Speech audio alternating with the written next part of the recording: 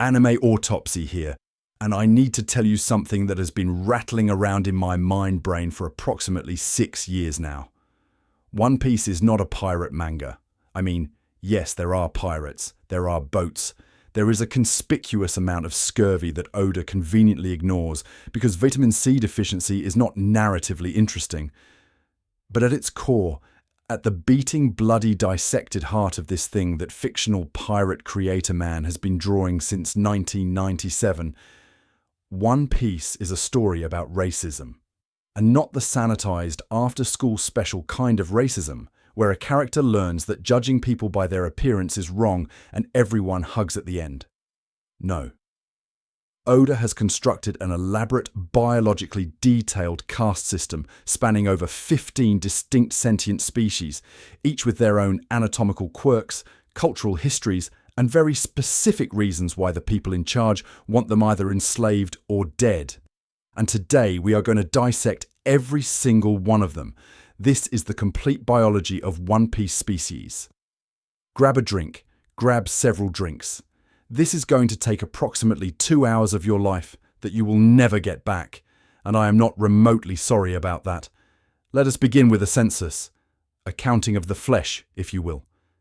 Because before we can talk about why the world government has spent 800 years systematically oppressing specific populations, we need to establish exactly how many populations we are dealing with. And folks, the number is staggering.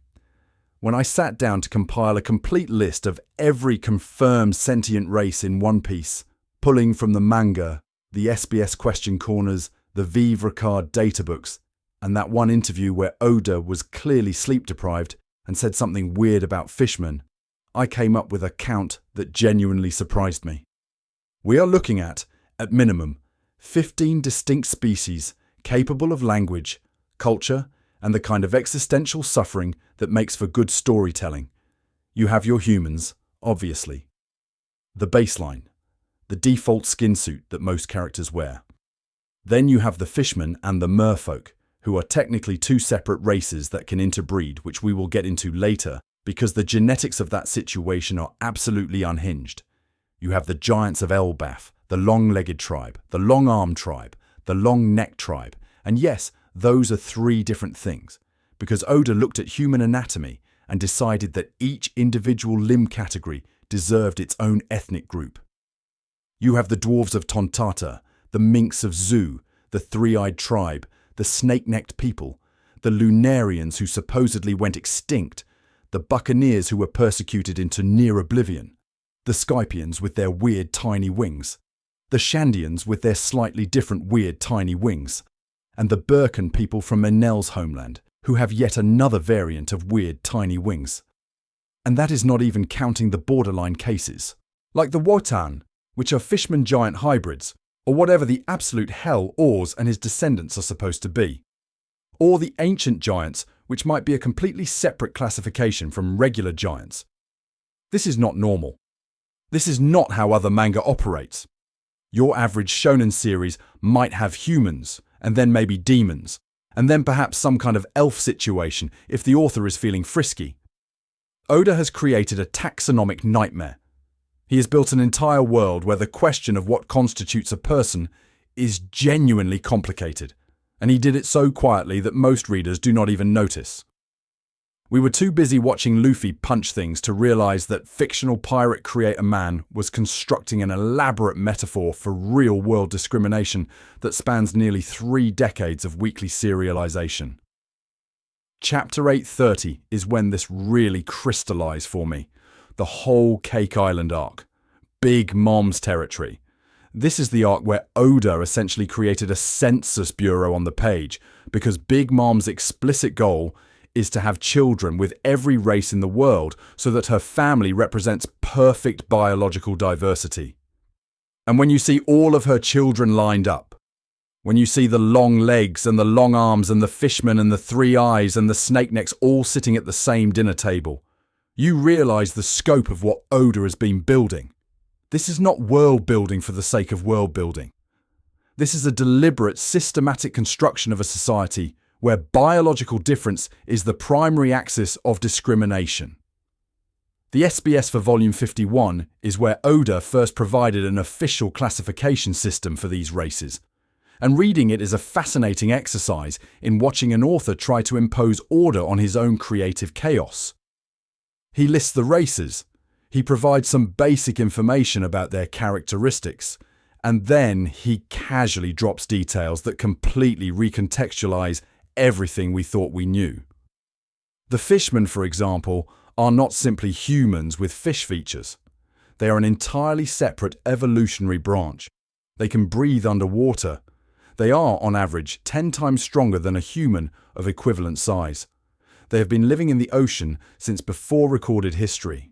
And yet, in the social hierarchy of the One Piece world, they are considered subhuman. They are sold as slaves.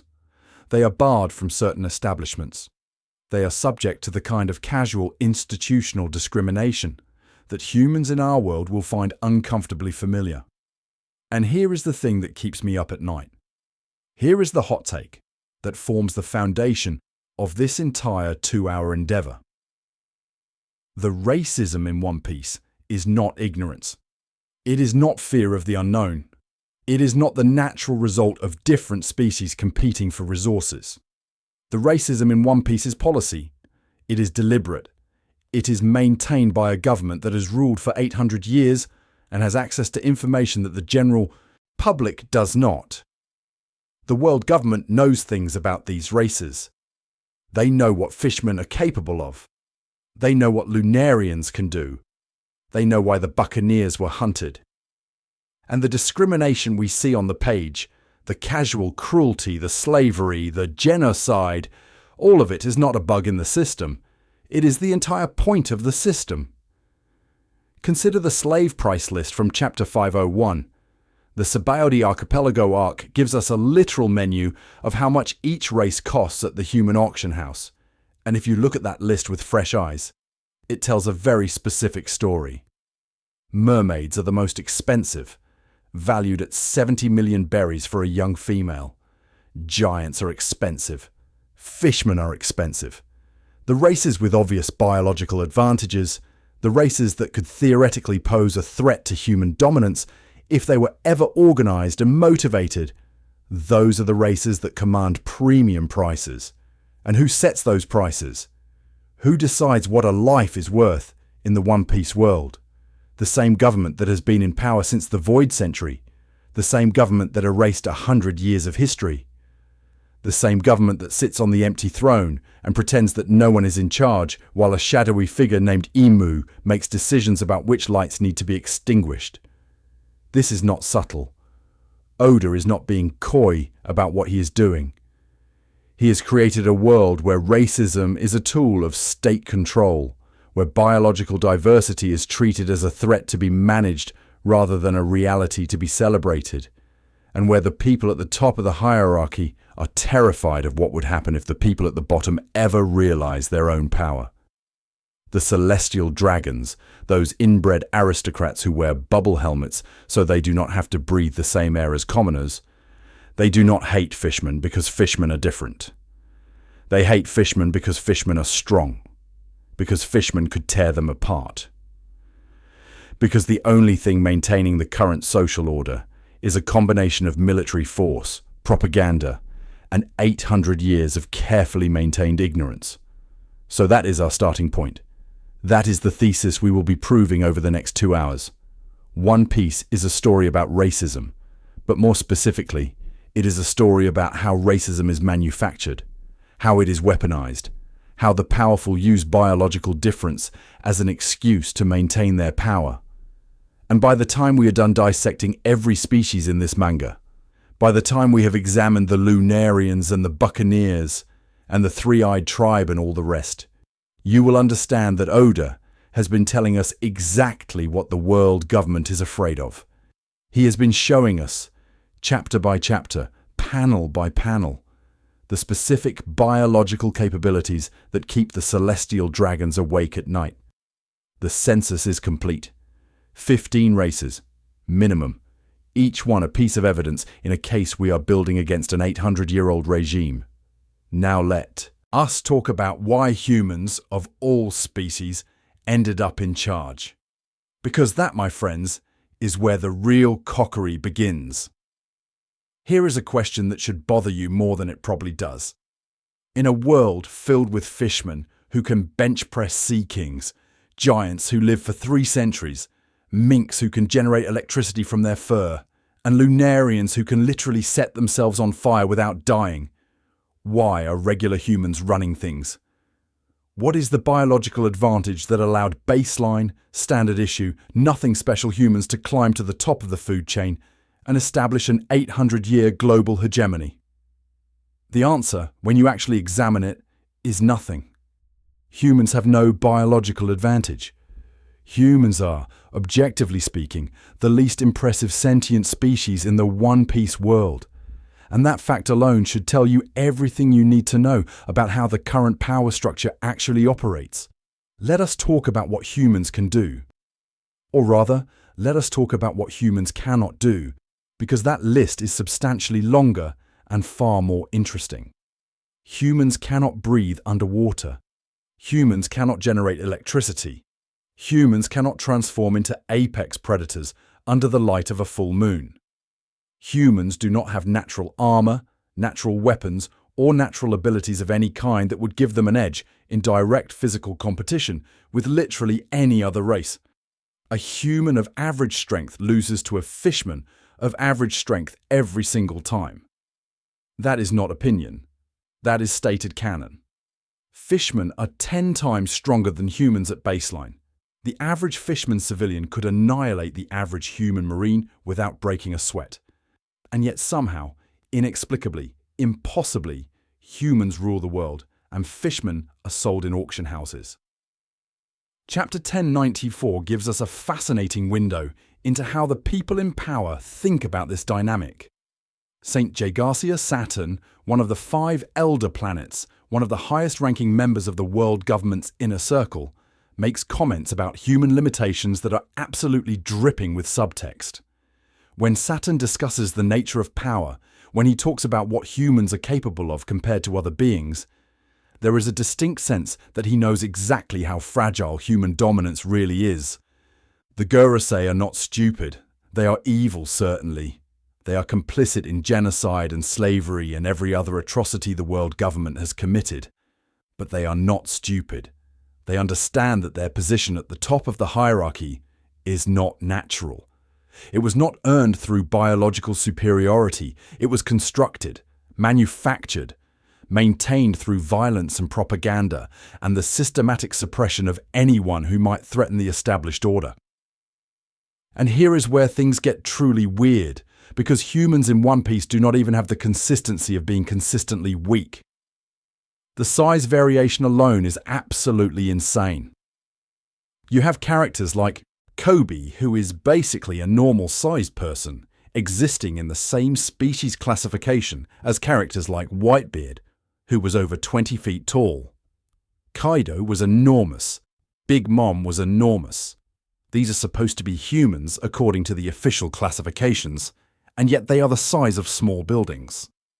The SBS questions about this are genuinely hilarious, because fans keep asking Oda to explain why some humans are the size of refrigerators, and others are the size of entire refrigerator warehouses. And Oda's answers range from genetics to just because to vague implications that maybe there is some giant ancestry involved, but he does not want to commit to anything specific. This inconsistency is not a flaw in the world building. It is the entire point. Humans in One Piece are a grab bag. They are the generic category that everything else gets measured against, but the category itself has no coherent definition. A human can be 5 feet tall or 50 feet tall. A human can be weak enough to get knocked out by a fishman child or strong enough to split the sky with a single punch. The variance is so extreme that human as a biological classification becomes essentially meaningless. And I think Oda did this deliberately. I think he wanted to show us that the category of human is not a natural grouping based on shared characteristics. It is a political designation. It is a club. It is the in-group that gets to define everyone else as the out-group, regardless of whether that designation makes any biological sense. Think about Jaguar D. Saul for a moment. Here is a character who is explicitly, canonically a giant. He is from Elbaf. He has the size, the proportions, the lifespan expectations of a giant. And yet, when we see him interact with humans, when we see him befriend Robin and sacrifice himself for her survival, the narrative frames him as fundamentally relatable, as fundamentally similar to the humans he is protecting. Meanwhile, Fishmen, who are roughly human-sized and share far more anatomical features with baseline humans than giants do, are treated as subhuman by the world government. They are slaves. They are property. They are not allowed in the same restaurants as humans. The inconsistency is glaring, and it only makes sense if you understand that the categorization has nothing to do with biology and everything to do with politics. The world government decided that giants were acceptable. Giants are incorporated into the Marines. Giants serve on the Marine ships. Vice Admiral John Giant exists, and his name is literally John Giant because Oda is not subtle about this. Giants are allowed in the power structure because giants, historically, have not been organized against human interests. The Elbaf warriors have their own culture, their own society, their own concerns that do not involve overthrowing the world government.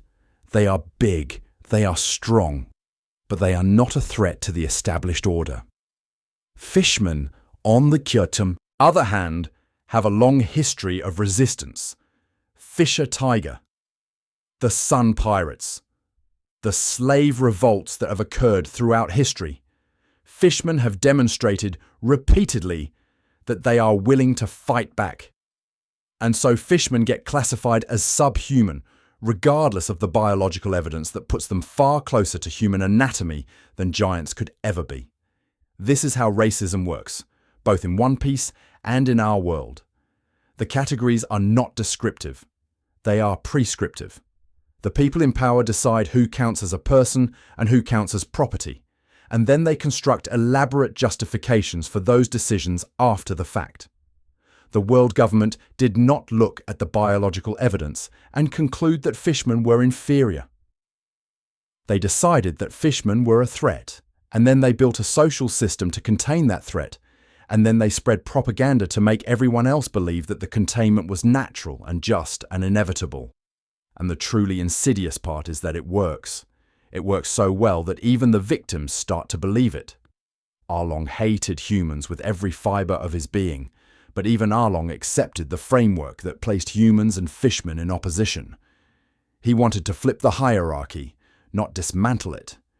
He wanted fishmen on top and humans on the bottom, because he had internalized the idea that someone had to be on the bottom. The system was so complete, so total, that even its most fervent opponents could not imagine an alternative. Rayleigh is a human, just a regular baseline human, if we accept the official classification. And Rayleigh, in his old age, with no devil fruit powers, can swim through the calm belt without getting eaten by sea kings. He can fight admirals. He can coach ships in haki. He can do things that should be biologically impossible for a creature with no natural advantages whatsoever. And the existence of characters like Rayleigh proves that human dominance is not about capability. Any race can produce exceptional individuals. Fishmen have their monsters. Giants have their monsters. Minks have their monsters. The difference is that humans are allowed to become monsters without being hunted for it. Human strength is celebrated. Non-human strength is treated as a threat to be eliminated. That is the weird truth about humans in One Piece. They are not special. They are not chosen. They are simply the species that happened to end up in charge 800 years ago, and they have spent every day since then making sure that no one else gets the opportunity to challenge that position. The biology is irrelevant. The politics is everything. Now, we climb the red line. Now we ascend to the holy land of Mariajois, where the air is apparently so pure that the people who live there cannot bear to breathe the same atmosphere as everyone else. Now we talk about the celestial dragons, those inbred aristocrats in their bubble helmets and their ridiculous outfits. And we ask a question that the manga has been quietly answering for over 1,000 chapters. Why do they hate non-humans so specifically? Why is their discrimination so surgical, so targeted, so precise in its cruelty?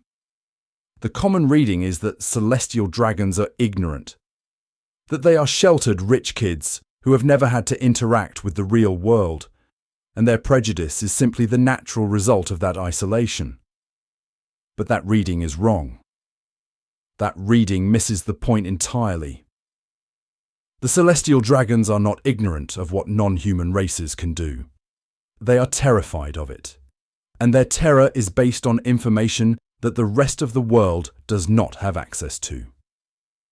Chapter 908 is when Oda finally pulled back the curtain on Marie-Joie, and what he showed us was deeply unsettling.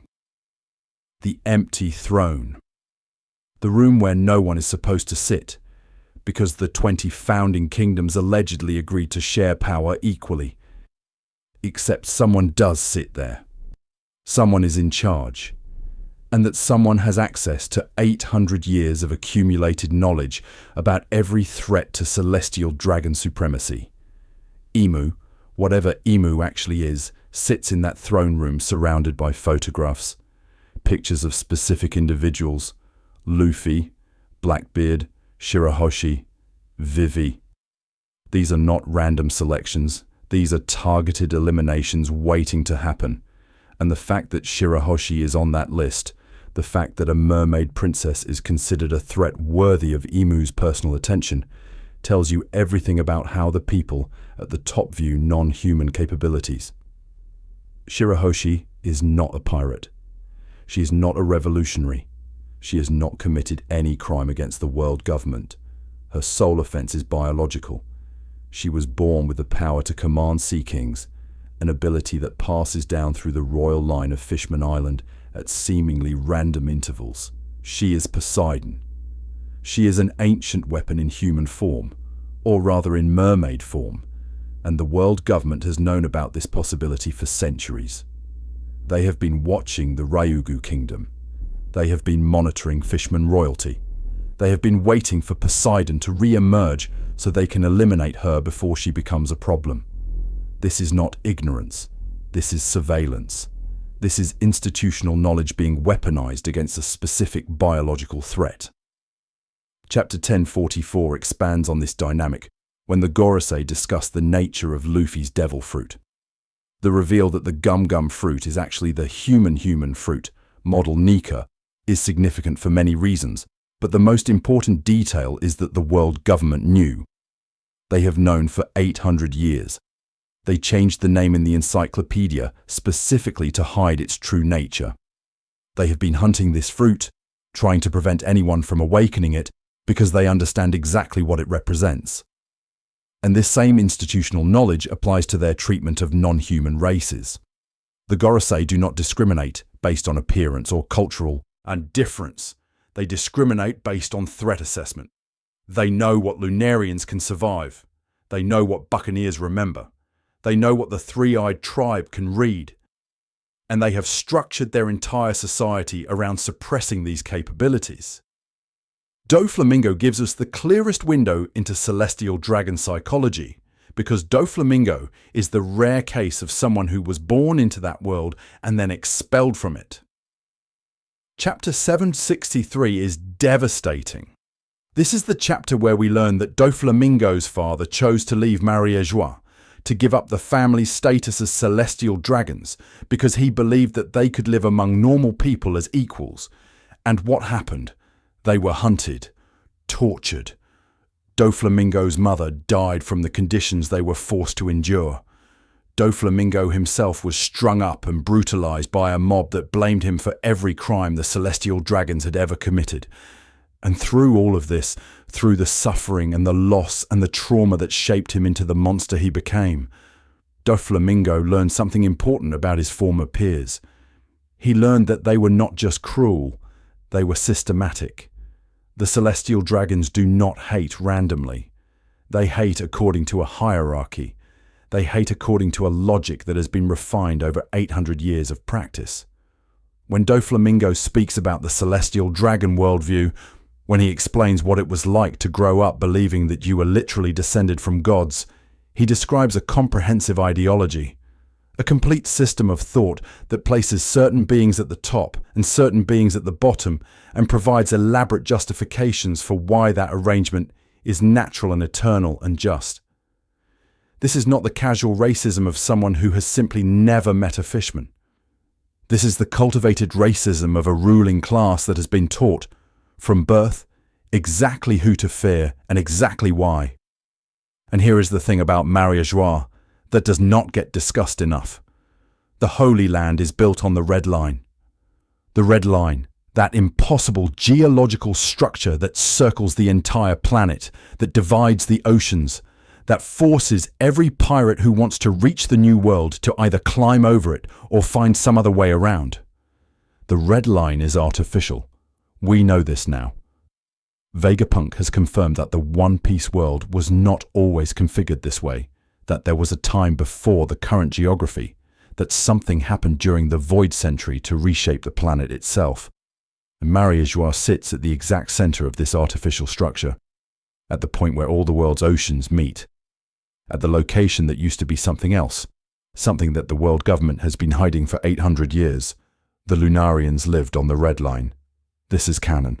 Before Maria-Joie existed, before the celestial dragons claimed that territory as their holy land, the people who lived there were the Lunarians, a race capable of generating fire from their bodies, a race with natural durability that borders on invulnerability, a race that was called gods by other civilizations, and now they are gone, hunted to near extinction, reduced to a single known survivor who spent decades being tortured in a government laboratory.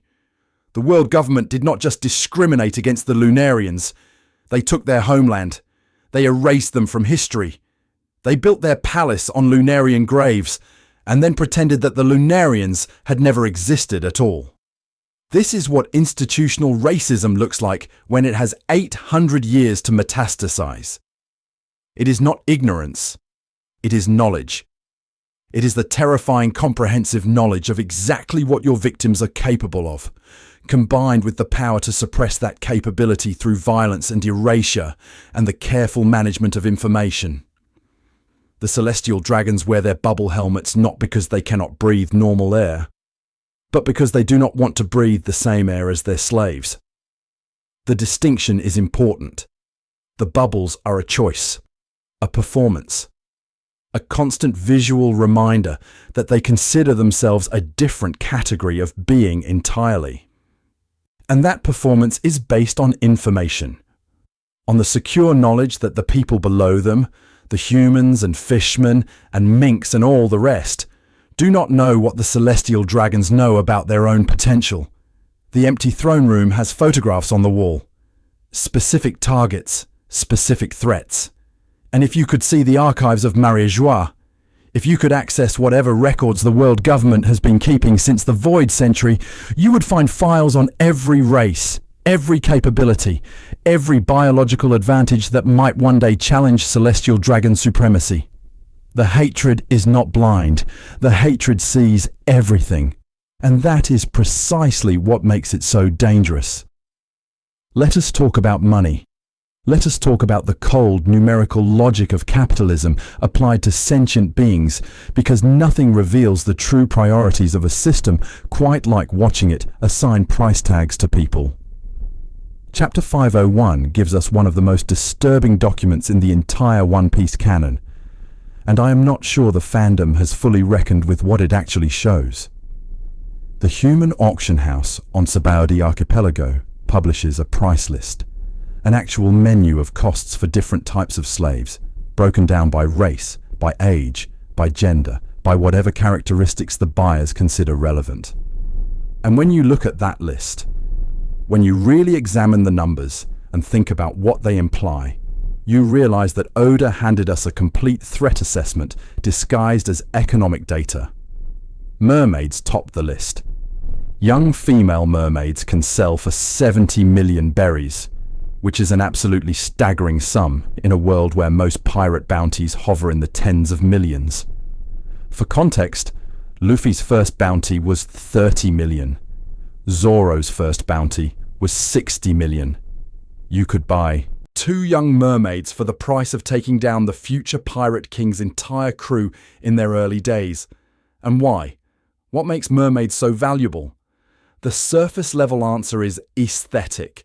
Mermaids are beautiful. They are exotic. They appeal to the collectors and the perverts and the people who want living decorations for their aquariums. But that answer is incomplete because it does not explain the magnitude of the price difference. It does not explain why mermaids are worth more than giants, more than rare devil fruit users, more than almost anything else you could purchase at an auction. The real answer is capability. Mermaids can communicate with sea kings. Not all of them, not consciously, but the potential exists within the species. The royal line of Ryugu Kingdom has produced Poseidon at least twice in recorded history, and the world government has no way of knowing which mermaid might carry that potential. Every mermaid is a lottery ticket for the apocalypse. Every mermaid could theoretically give birth to someone capable of commanding the creatures that make the calm belt impassable and the deep ocean inaccessible. The price is not based on beauty. The price is based on containment. Buy the mermaids. Control the mermaids. Make sure that if Poseidon ever resurfaces, she resurfaces in chains. Giants are expensive too, but not as expensive as you might expect, given their raw physical power. A giant can destroy buildings. A giant can fight entire armies single-handedly. A giant is, in pure combat terms, one of the most dangerous things you can put on a battlefield. And yet their slave prices do not reflect that danger. Why? Because giants are controllable. Giants are slow. Giants are culturally honourable to a fault. The warriors of Elbaf follow codes and traditions that make them predictable. You can negotiate with a giant. You can appeal to their sense of honour. You can, if you are sufficiently clever and sufficiently ruthless, manipulate them into serving your interests without ever putting them in chains. Giants are dangerous but manageable, and the price list reflects that distinction. Fishmen occupy an interesting middle ground. They are valuable, but not maximally valuable. They are strong, yes, 10 times stronger than humans at baseline, capable of breathing underwater, equipped with natural weapons and natural armor, depending on their specific species variation. A shark fishman is a killing machine in any aquatic environment. An octopus fishman has 8 arms and the ability to squeeze through impossibly tight spaces. The diversity within the fishman race alone represents a staggering range of biological capabilities.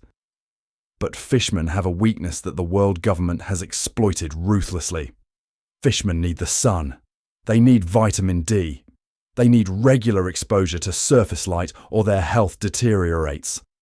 Fishman Island is deep underwater, lit by the giant Eve tree that channels sunlight from the surface. And this dependency has kept the fishman population contained in a single location for centuries. They are strong but concentrated, dangerous but localized. The price reflects a threat that is real but geographically manageable. The long-limbed tribes present a fascinating case study in how the market values deviation from the human norm. Long legs, long arms, long necks, these are all races that differ from baseline humans in specific, limited ways. Their prices are elevated compared to regular human slaves, but not dramatically so. The premium is based on novelty rather than capability. A long arm has reach advantages in combat. A long leg has kicking power that exceeds human norms. But these are incremental improvements, not paradigm shifts. They do not represent existential threats to the established order. They are curious, collectible, suitable for display in the menageries of wealthy celestial dragons who want to show off their exotic acquisitions. The price list treats them as luxury goods rather than strategic assets. But here is where the economics become truly sinister. The price list does not include certain races at all. There is no listed price for Lunarians because Lunarians are not sold. They are terminated. There is no listed price for Buccaneers because Buccaneers are hunted to extinction rather than enslaved. There is no listed price for members of the three-eyed tribe at full awakening because the world government cannot afford to let that capability exist in anyone's possession, not even their own. The absence of certain races from the slave market is not an oversight. It is policy. Some threats are too dangerous to be owned. Some capabilities must be erased entirely rather than controlled. This is the true taxonomy of slaves. Not a simple hierarchy of value, but a complex algorithm that weighs capability against controllability, threat against utility, danger against the possibility of containment. The world government is not running an economy. They are running a risk management system. Every slave purchase is a form of threat neutralization. Every auction is a sorting mechanism that distributes dangerous biological assets across wealthy buyers who can afford to keep them contained. The celestial dragons who collect rare slaves are not just indulging their cruelty. They are participating, perhaps unknowingly, in a distributed containment network that keeps potentially dangerous races scattered and controlled. And the most disturbing implication of all is that this system works. It has been working for 800 years. The slave trade is not a failure of the world government's moral character. It is a success of their strategic planning. By creating an economic incentive to capture and contain non-human races, they have outsourced their genocide to the free market. Pirates hunt mermaids for profit. Bounty hunters track down escaped fishmen for rewards. The entire criminal underworld becomes an extension of world government policy, even when those criminals think they are operating outside the law. Disco, the manager of the human auction house, is a clown. He is flamboyant and ridiculous and easy to dismiss as comic relief. But Disco is also an administrator of one of the most sophisticated population control systems ever devised. He sets prices. He evaluates merchandise. He determines which races are valuable and which races are disposable. And he does all of this with the tacit approval of the world government, which allows the auction house to operate on Sabaudi despite the island being directly adjacent to Marine headquarters and the Holy Land of Mariéjois. The location is not coincidental. The auction house operates where it operates because the people in charge want it there. They want the sorting to happen. They want the prices to send signals about which races matter and which races can be discarded. Chapter 501 is not just world building. It is evidence. It is a document that reveals exactly how the world government thinks about biological diversity, and what it reveals is chilling. Every price is a judgment. Every sale is a sentence. And the taxonomy of slaves is, in the end, a taxonomy of fear. There is a difference between oppression and erasure. Oppression keeps you alive but suffering, useful but degraded, present but powerless. Erasure removes you from the equation entirely. And when you look at how the world government has treated different races over the course of 800 years, a clear pattern emerges. Some races are oppressed. Some races are enslaved. But some races are marked for complete and total annihilation, and the distinction between those categories tells you exactly what the people in power are actually afraid of. The Lunarians were erased. Chapter 1023 confirms this with brutal efficiency. King, the last known Lunarian, explains that his people once lived on top of the Red Line, in the land that is now Mariéjois. They were called gods. They were worshipped by other civilizations. And then they were gone. Hunted to extinction by a world government that considered their very existence an unacceptable threat. King spent years in a government research facility, tortured and experimented upon. His biological capabilities studied and catalogued so that the people who destroyed his race could understand exactly what they had destroyed. The world government did not enslave the Lunarians. They did not auction them off to wealthy collectors. They killed them. Every single one they could find. And then they built their holy city on the bones. Why? What made the Lunarians so dangerous that slavery was not sufficient? The answer is durability. Lunarians possess a flame on their back that, when ignited, grants them near invulnerability. They can survive attacks that would kill any other race. They can regenerate from wounds that should be fatal. They are, in the most literal sense, extremely difficult to keep down. And a slave that cannot be killed is a slave that cannot be controlled. A slave that can survive your punishments, that can endure your torture, that can wait out your cruelty until an opportunity for escape presents itself, is not really a slave at all. The Lunarians were too durable to enslave, so the world government chose genocide instead. The Buccaneers faced a similar fate, though their crime was different. Chapter 1095 through 1103 gives us the full horror of what happened to Kuma's people, and it is one of the most disturbing sequences Oda has ever drawn. The Buccaneers were not just killed. They were declared sinners. Their very existence was criminalized by the world government, which labeled them as inherently evil, as a race that had committed some unforgivable transgression against the natural order. Children were born into slavery because their parents were Buccaneers. Entire bloodlines were tracked and contained. The persecution was systematic, multi-generational, designed not just to kill the Buccaneers, but to ensure that no one ever forgot they were supposed to be hated. And what was their sin? What did the Buccaneers do that warranted this kind of targeted extermination? The manga has not given us explicit confirmation yet, but the implications are staggering. The Buccaneers have a connection to Joy Boy. Kuma grew up hearing stories about the sun god Nika, stories that were passed down through Buccaneer oral tradition, stories that the world government has spent 800 years trying to suppress. The Buccaneers remember. That is their crime. They carry information about the void century in their cultural memory, perhaps even in their genetic memory, and the world government cannot allow that information to exist. They cannot allow a living archive of the thing they erased. So they declared the entire race sinners and hunted them across generations. Ohara presents an interesting parallel because Ohara was not a race, but a location. Chapter 398 shows us what happens when knowledge becomes dangerous. The scholars of Ohara were studying the poneglyphs. They were trying to reconstruct the history of the void century.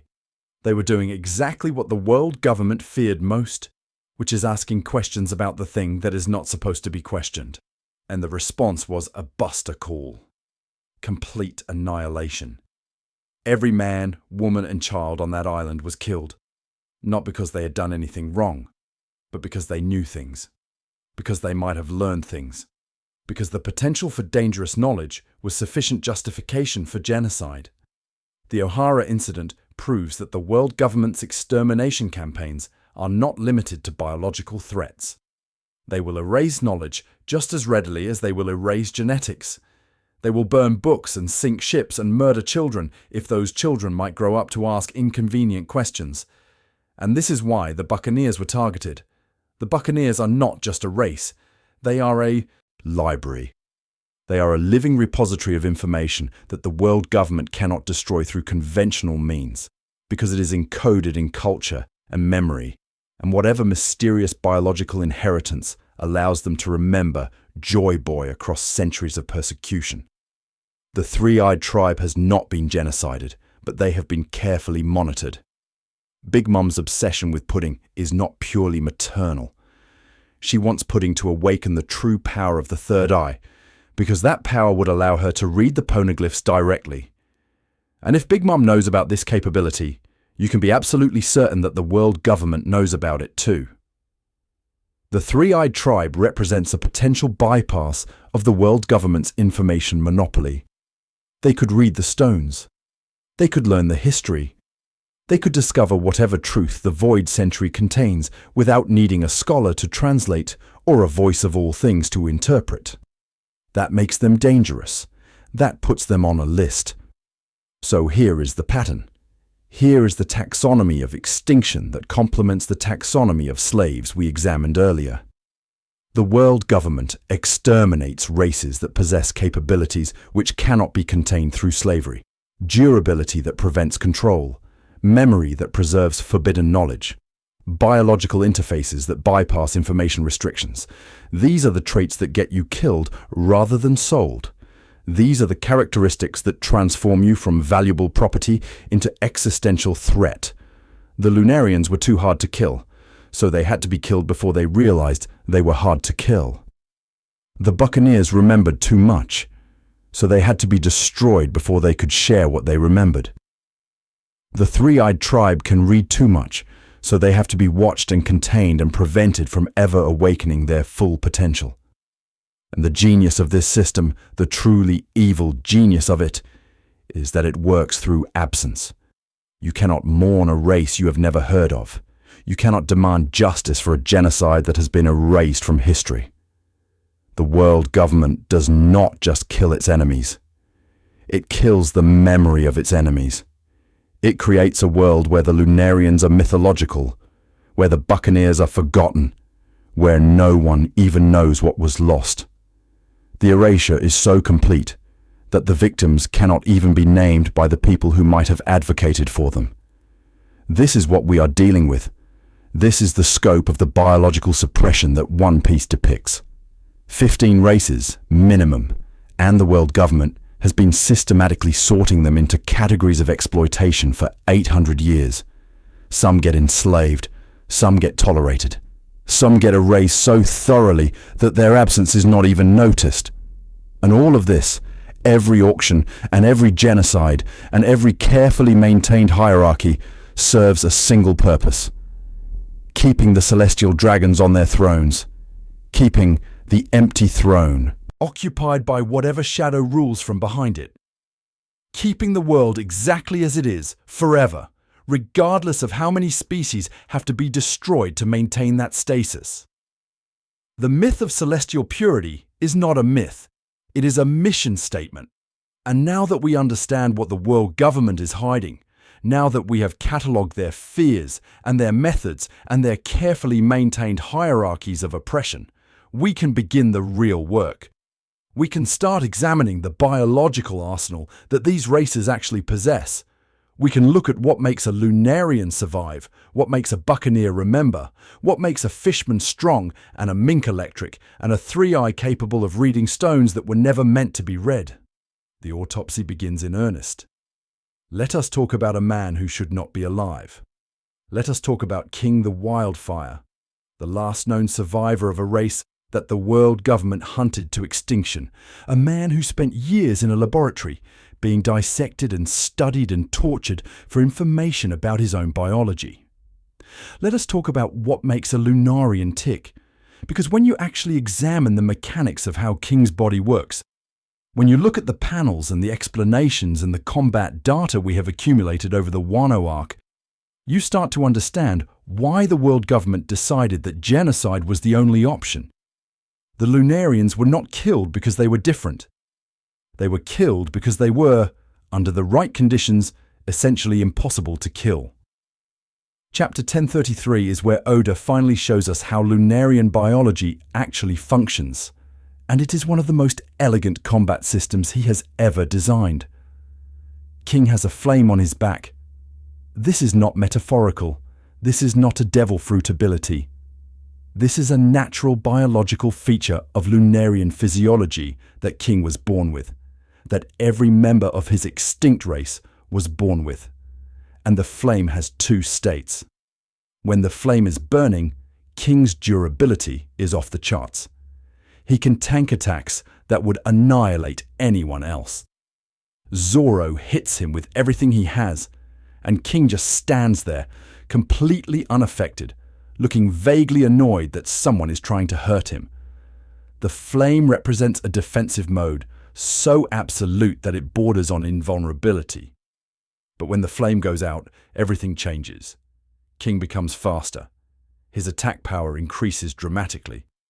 He can move at speeds that even Zoro struggles to track, delivering strikes with enough force to cleave through buildings. The trade-off is that his durability drops to something approaching normal. He can be hurt. He can be cut. He becomes mortal in a way that he simply is not when the flame is active.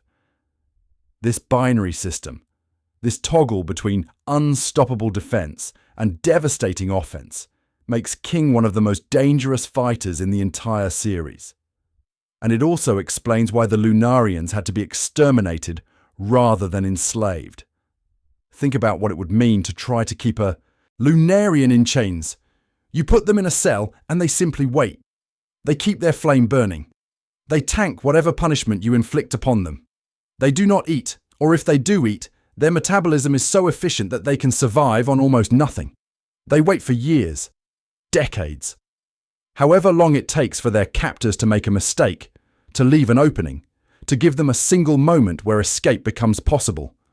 And then they extinguish their flame, move faster than anyone can react, and they are gone. The durability mode is not just a combat advantage. It is a survival mechanism. It is the biological equivalent of a siege defense, allowing Lunarians to outlast any attempt at containment simply by refusing to die. Chapter 1035 expands on this when Zoro finally figures out King's weakness. The key is the flame. When the flame is out, King can be damaged. When the flame is burning, he cannot. And Zoro, being Zoro, decides that the solution is simply to hit King so hard and so fast that it does not matter what mode he is in. But the fight itself reveals something crucial about Lunarian biology. King can control the flame. He can turn it on and off at will. This is not an automatic response to danger. It is a conscious choice, which means that Lunarians have complete agency over their own mortality. They choose when to be vulnerable. They choose when to be invincible. And a slave who can choose invincibility is not a slave at all. The Vivrakar databook provides additional context that makes the world government's fear even more understandable. Lunarians are described as having lived on the Red Line in ancient times, before the world government existed, before Marie-Joie was built, before the current configuration of the world was established. They were called gods. Other races looked up to them, literally and figuratively, because they lived at the highest point in the world and they possessed capabilities that seemed divine. Fire generation, extreme durability, the ability to survive in environments that would kill anyone else. The Lunarians were not just another race. They were the apex. They were the top of the food chain. And then the 20 kingdoms came together, formed the world government, and decided that the gods had to die. I want you to sit with that for a moment. The founding act of the world government, the thing that established their power and legitimized their rule, was the genocide of a race that other civilizations worshipped as divine. The celestial dragons do not call themselves gods because they are delusional. They call themselves gods because they killed the actual gods and took their place. Marie-Joie is not just built on Lunarian land. It is built on Lunarian graves. It is a monument to conquest, a constant reminder that the world government rose to power by destroying the beings who had previously occupied the highest position in the world. King's backstory makes this even more tragic. Chapter 1023 shows us a king as a child, alone, the last of his kind, captured by the world government and thrown into a facility where scientists could study his biology. They wanted to understand how the flame worked. They wanted to replicate it, or neutralize it, or find some way to ensure that the Lunarian threat could never resurface. And King just endured. He sat in that cell for years, keeping his flame burning, waiting. He had nowhere to go and no one to save him, but he survived because surviving is what Lunarians do. He outlasted his captors not through strength, but through patience, through the biological certainty that he could not be killed as long as he chose not to be. When Kaido found King in that facility, when he offered the last Lunarian a chance at something other than endless captivity, King accepted. And he became the most loyal subordinate Kaido ever had. Not because Kaido was a good person, but because Kaido was the first person in years who had looked at King and seen something other than a research subject. The tragedy of King is the tragedy of his entire race compressed into a single individual. He is the last evidence that the Lunarians ever existed. He is a living reminder of what the world government destroyed, and he is proof, walking, talking proof, that the genocide was not complete. That Lunarian biology is so resilient, so durable, so fundamentally difficult to exterminate, that even 800 years of systematic hunting could not finish the job. The hot take here is straightforward, and I will state it plainly. Lunarians are biologically immortal, not in the sense that they live forever, but in the sense that they cannot be killed through conventional means. As long as a Lunarian keeps their flame burning, as long as they maintain defensive mode, they can survive essentially anything. Starvation, dehydration, physical trauma, environmental extremes. The flame sustains them. The flame protects them. The flame makes them, for all practical purposes, unkillable.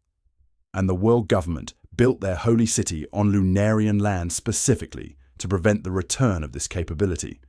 They are squatters. They are occupiers. They are sitting on stolen property. And they know that if the rightful owners ever come back in force, all the military might in the world will not be enough to evict them. The gods refused to die. The world government killed them anyway. And somewhere in the ruins of that genocide, in the genetic legacy that King carries in his body, the potential for divine resurrection still exists. Now we move from gods to sinners, from a race that was worshipped to a race that was condemned. The Buccaneers present a different kind of biological puzzle than the Lunarians, because their threat to the world government is not physical durability or combat superiority. The Buccaneers are dangerous for a much stranger reason. They remember things they should not be able to remember. They carry information across generations through mechanisms that defy conventional inheritance. They are, in a very real sense, living evidence of something the world government has spent 800 years trying to erase. And for that crime, for the crime of biological testimony, they were declared sinners and hunted across centuries. Kuma's flashback in chapters 1095 through 1103 is some of the most emotionally devastating material Oda has ever produced, and I say that as someone who has been reading this manga for an embarrassingly long time. We watch a child be born into slavery. We watch that child's father, Clap, explain to his son that their people are hated not for anything they did, but for what they are. The Buccaneers committed a sin so ancient that no one remembers what it actually was. The crime has been forgotten, but the punishment continues. Generation after generation, Buccaneer children are born into bondage because their great-great-great-grandparents allegedly did something unforgivable. The theological framing is deliberate. These are not criminals. These are sinners. The distinction matters because criminals can serve their sentences and be released, but sinners are condemned eternally. The stain never washes off. The debt can never be repaid. But here is the thing that should make your mind-brain spin in circles. The Buccaneers have not forgotten. The world government erased the Void Century from every historical record. They destroyed the scholars who tried to reconstruct it. They made it illegal to even research what happened during those 100 missing years. And yet somehow, the Buccaneers still know about Joy Boy. Kuma grew up hearing stories about the sun god Nika, about a warrior who would come to liberate the slaves, about a figure of hope who existed before the world government rose to power. These stories were passed down through Buccaneer oral tradition despite 800 years of persecution, despite the systematic destruction of Buccaneer communities, despite every effort to annihilate this race and their cultural memory along with them. How? How does a persecuted minority maintain detailed mythological knowledge across 8 centuries of genocide? The obvious answer is oral tradition. Parents tell children, children grow up and tell their own children. The stories survive through repetition and cultural transmission. But that answer feels insufficient, given the scale of what the Buccaneers have endured. We are not talking about a community that faced occasional hardship. We are talking about a race that was hunted to near extinction, scattered across the world, denied the ability to gather in groups or maintain institutions or preserve records. The conditions for successful oral tradition simply did not exist. And yet the story survived. Kuma knew about Nika. Kuma believed in Nika. Kuma dedicated his entire life to the idea that liberation was possible, that the sun god would return, that the sins of his ancestors would eventually be redeemed. The theory that I find most compelling is that Buccaneer memory is not purely cultural. It is biological. There is something in their genetics, some mechanism of inheritance that we do not fully understand, that allows information to pass from parent to child through means other than teaching. Epigenetic memory is a real phenomenon in our world. Trauma can alter gene expression in ways that affect subsequent generations. Studies have shown that the descendants of Holocaust survivors, for example, exhibit measurable differences in stress hormone regulation compared to control populations. The experiences of ancestors can literally reshape the biology of descendants. And if Oda is drawing on this concept, if he is suggesting that Buccaneers carry Joy Boy's legacy in their actual DNA, then the world government's persecution makes perfect sense. You cannot kill an idea by killing the people who believe it, but you can kill a gene by killing everyone who carries it. The Buccaneer genocide was not about punishment. It was about eradication. The world government was trying to eliminate a biological archive to destroy the genetic evidence of whatever happened during the Void Century. And the fact that they failed, the fact that Kuma exists and remembers and carries the stories forward, proves that their methodology was flawed. You cannot hunt a race to extinction when that race is scattered across the entire world. You cannot eliminate every carrier of a genetic trait when that trait is recessive and can hide in mixed-blood descendants for generations.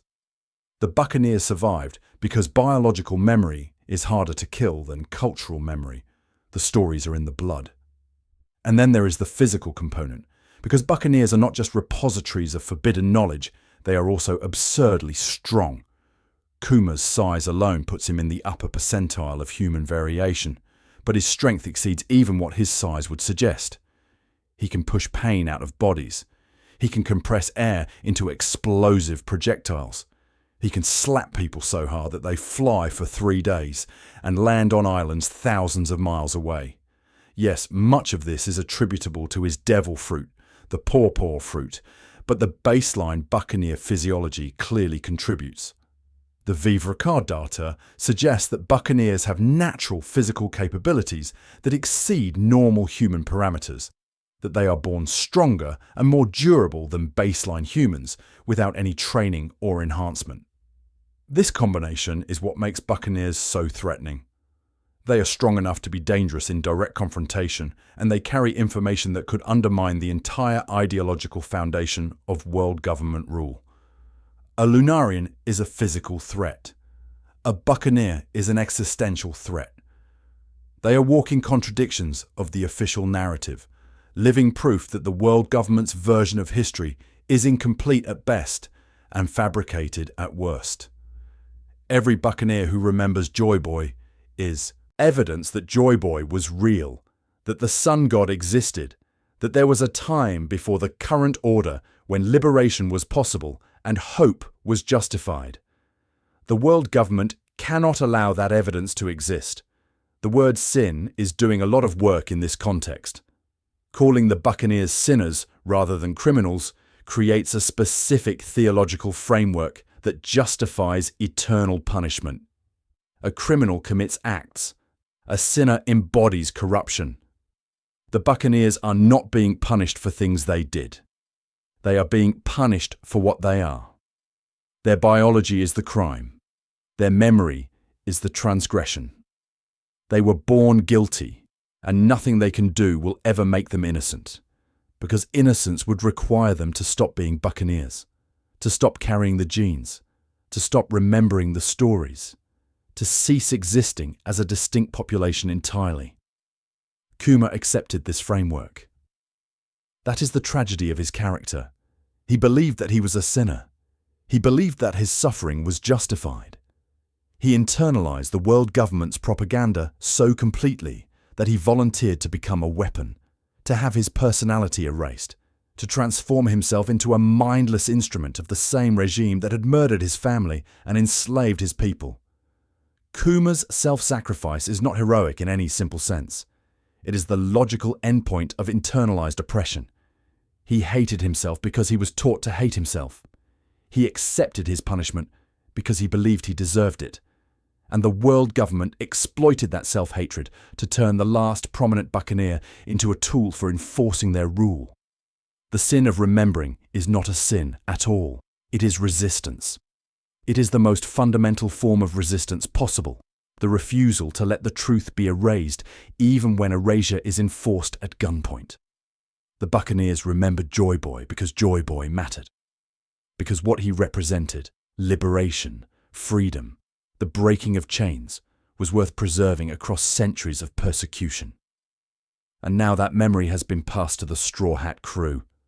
Kuma's sacrifice ensured that Luffy would survive to become the thing the world government feared most.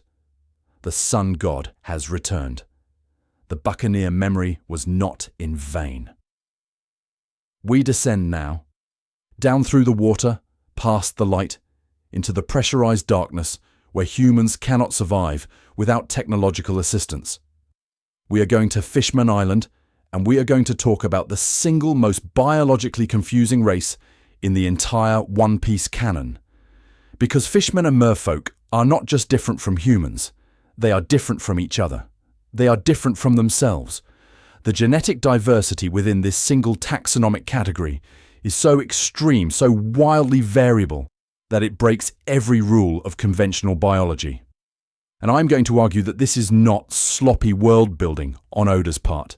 This is evidence. This is a clue that fictional pirate creator man has been hiding in plain sight for over 2 decades. The Fishmen were engineered.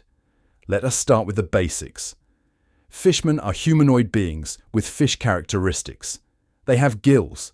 They can breathe underwater indefinitely. They are, on average, 10 times stronger than humans of equivalent size. They can communicate with fish, though the degree of this ability varies between individuals. They are born swimmers, capable of moving through water with speed and agility that no human could ever match. And they come in varieties. So many varieties. Arlong is a saw shark fishman. Jinbe is a whale shark fishman. Hatchin is an octopus fishman, which technically makes him a cephalopod man, but the manga does not seem particularly concerned with that distinction. There are fishmen based on rays, on eels, on anglerfish, on virtually every aquatic creature you can imagine. And they can all interbreed. This is where my brain starts to melt. Chapter 6 and 20, and the surrounding Fishmen Island arc, give us extensive information about how Fishman reproduction works, and it is absolutely unhinged. A shark fishman can have children with an octopus fish woman. A ray mermaid can have children with an eel merman. The species variation does not matter. Any fishman can reproduce with any other fishman, and the children will inherit traits from their parents in ways that seem almost random. You can have siblings where one is a shark and one is a goldfish. You can have families where the parents look nothing like their offspring. The genetic dice are rolling every single time, and somehow the results are always viable. In our world, this would be impossible. Species boundaries exist because genetic incompatibility prevents successful reproduction between sufficiently different organisms. A shark cannot breed with an octopus because their DNA is too dissimilar, because the developmental pathways are too divergent, because evolution has taken them in directions that cannot be reconciled in a single organism. But in One Piece, fishmen ignore these rules entirely. They are genetically compatible with every aquatic body plan simultaneously. They can produce offspring that combine traits from creatures separated by hundreds of millions of years of evolutionary divergence. This is not natural selection. This is engineering. The SBS questions about Fishman genetics are some of the most revealing things Oda has ever written, because he clearly knows that this system does not make sense, and he does not care. When fans ask how a shark and an octopus can have kids together, Oda essentially shrugs and says it works because it works. When fans ask why the children can have different species traits than either parent, he invokes some vague notion of ancestral genetics, as if the Fishman genome contains every possible aquatic body plan and simply expresses different combinations in different individuals. And that explanation, the idea that Fishman DNA is a comprehensive library of aquatic adaptations, is exactly what you would expect if someone designed them that way. Consider the military applications. If you wanted to create a race capable of colonizing the entire ocean, capable of adapting to any underwater environment from shallow reefs to deep trenches, you would not design them with fixed characteristics. You would design them with modular genetics. You would create a species that could produce shark variants for combat, octopus variants for manipulation and tool use, anglerfish variants for deep-sea exploration, ray variants for long-distance swimming. You would build flexibility into the genome so that each generation could adapt to new challenges without requiring additional intervention. You would create, in other words, exactly what fishmen are.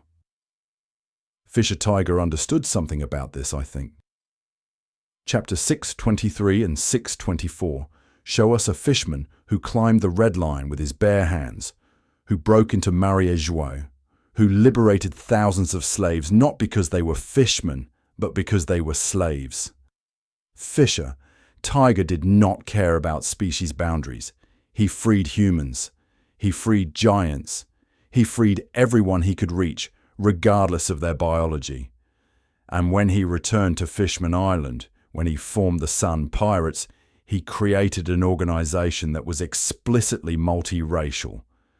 The Sun brand that covered the slave marks was available to anyone who had been marked, not just fishmen. Fisher Tiger saw through the categories. He understood that the divisions between races were artificial, that the shared experience of oppression mattered more than the biological differences that the world government used to sort people into hierarchies. And then he died because he refused a human blood transfusion. Chapter 644 gives us this devastating detail, this tragic irony that has haunted the Fishman civil rights movement ever since. Fisher Tiger hated humans. Despite his actions, despite his willingness to free human slaves, despite his creation of a multiracial liberation movement, he could not overcome his hatred. He had been a slave. He had been tortured by humans. He had seen what humans were capable of, and he could not forgive them. So when he lay dying, when a transfusion of human blood could have saved his life, he refused. He chose death over accepting help from the species that had caused him so much pain. The biological fact that fishmen and human blood are compatible is staggering. Think about what that implies. Fishmen and humans can share blood. Their circulatory systems are similar enough that a transfusion is medically possible. This is not true of any two randomly selected species.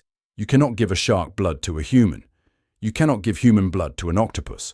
The compatibility suggests a common origin, a shared ancestry, a point in the past where fishmen and humans were not separate at all. And that point, that divergence, almost certainly occurred during the Void Century. The ancient kingdom did something. They created the fishmen, or they modified them, or they uplifted an existing aquatic population and gave them the modular genetics that allow for such extreme variation.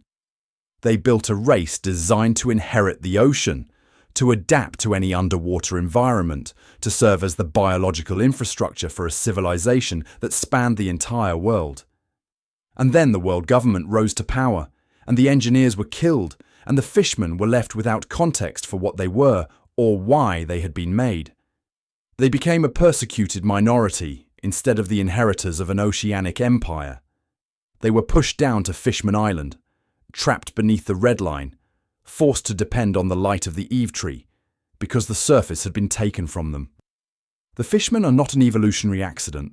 They are a project, an incomplete project, interrupted by whatever catastrophe ended the Void Century, left to survive as best they could in a world that no longer remembered what they were designed for, And somewhere in their genetics, somewhere in the modular adaptability that allows sharks and octopi to share children, the blueprint for that original purpose still exists, waiting to be reactivated, waiting for someone to remember what the Fishmen were supposed to become. There is a girl on Whole Cake Island with 3 eyes, and one of those eyes might be the most dangerous organ in the entire One Piece world. Pudding, the 35th daughter of Big Mom, has spent her entire life hiding her 3rd eye behind bangs because she was taught to be ashamed of it. People called her a monster, children ran from her. Even her own mother, the woman who explicitly sought to have children with every race in the world, looked at Pudding's 3rd eye with something other than maternal affection. Big Mom looked at that eye and saw a tool, a key, a biological mechanism that could unlock the one thing her vast empire could not otherwise obtain. And that tells you everything you need to know about why the Three-Eyed Tribe matters. Chapter 853 is when Big Mom finally explains what she wants from Pudding, and the explanation is chilling in its calculated cruelty. The Three-Eyed Tribe possesses an ability called the true power of the 3rd eye.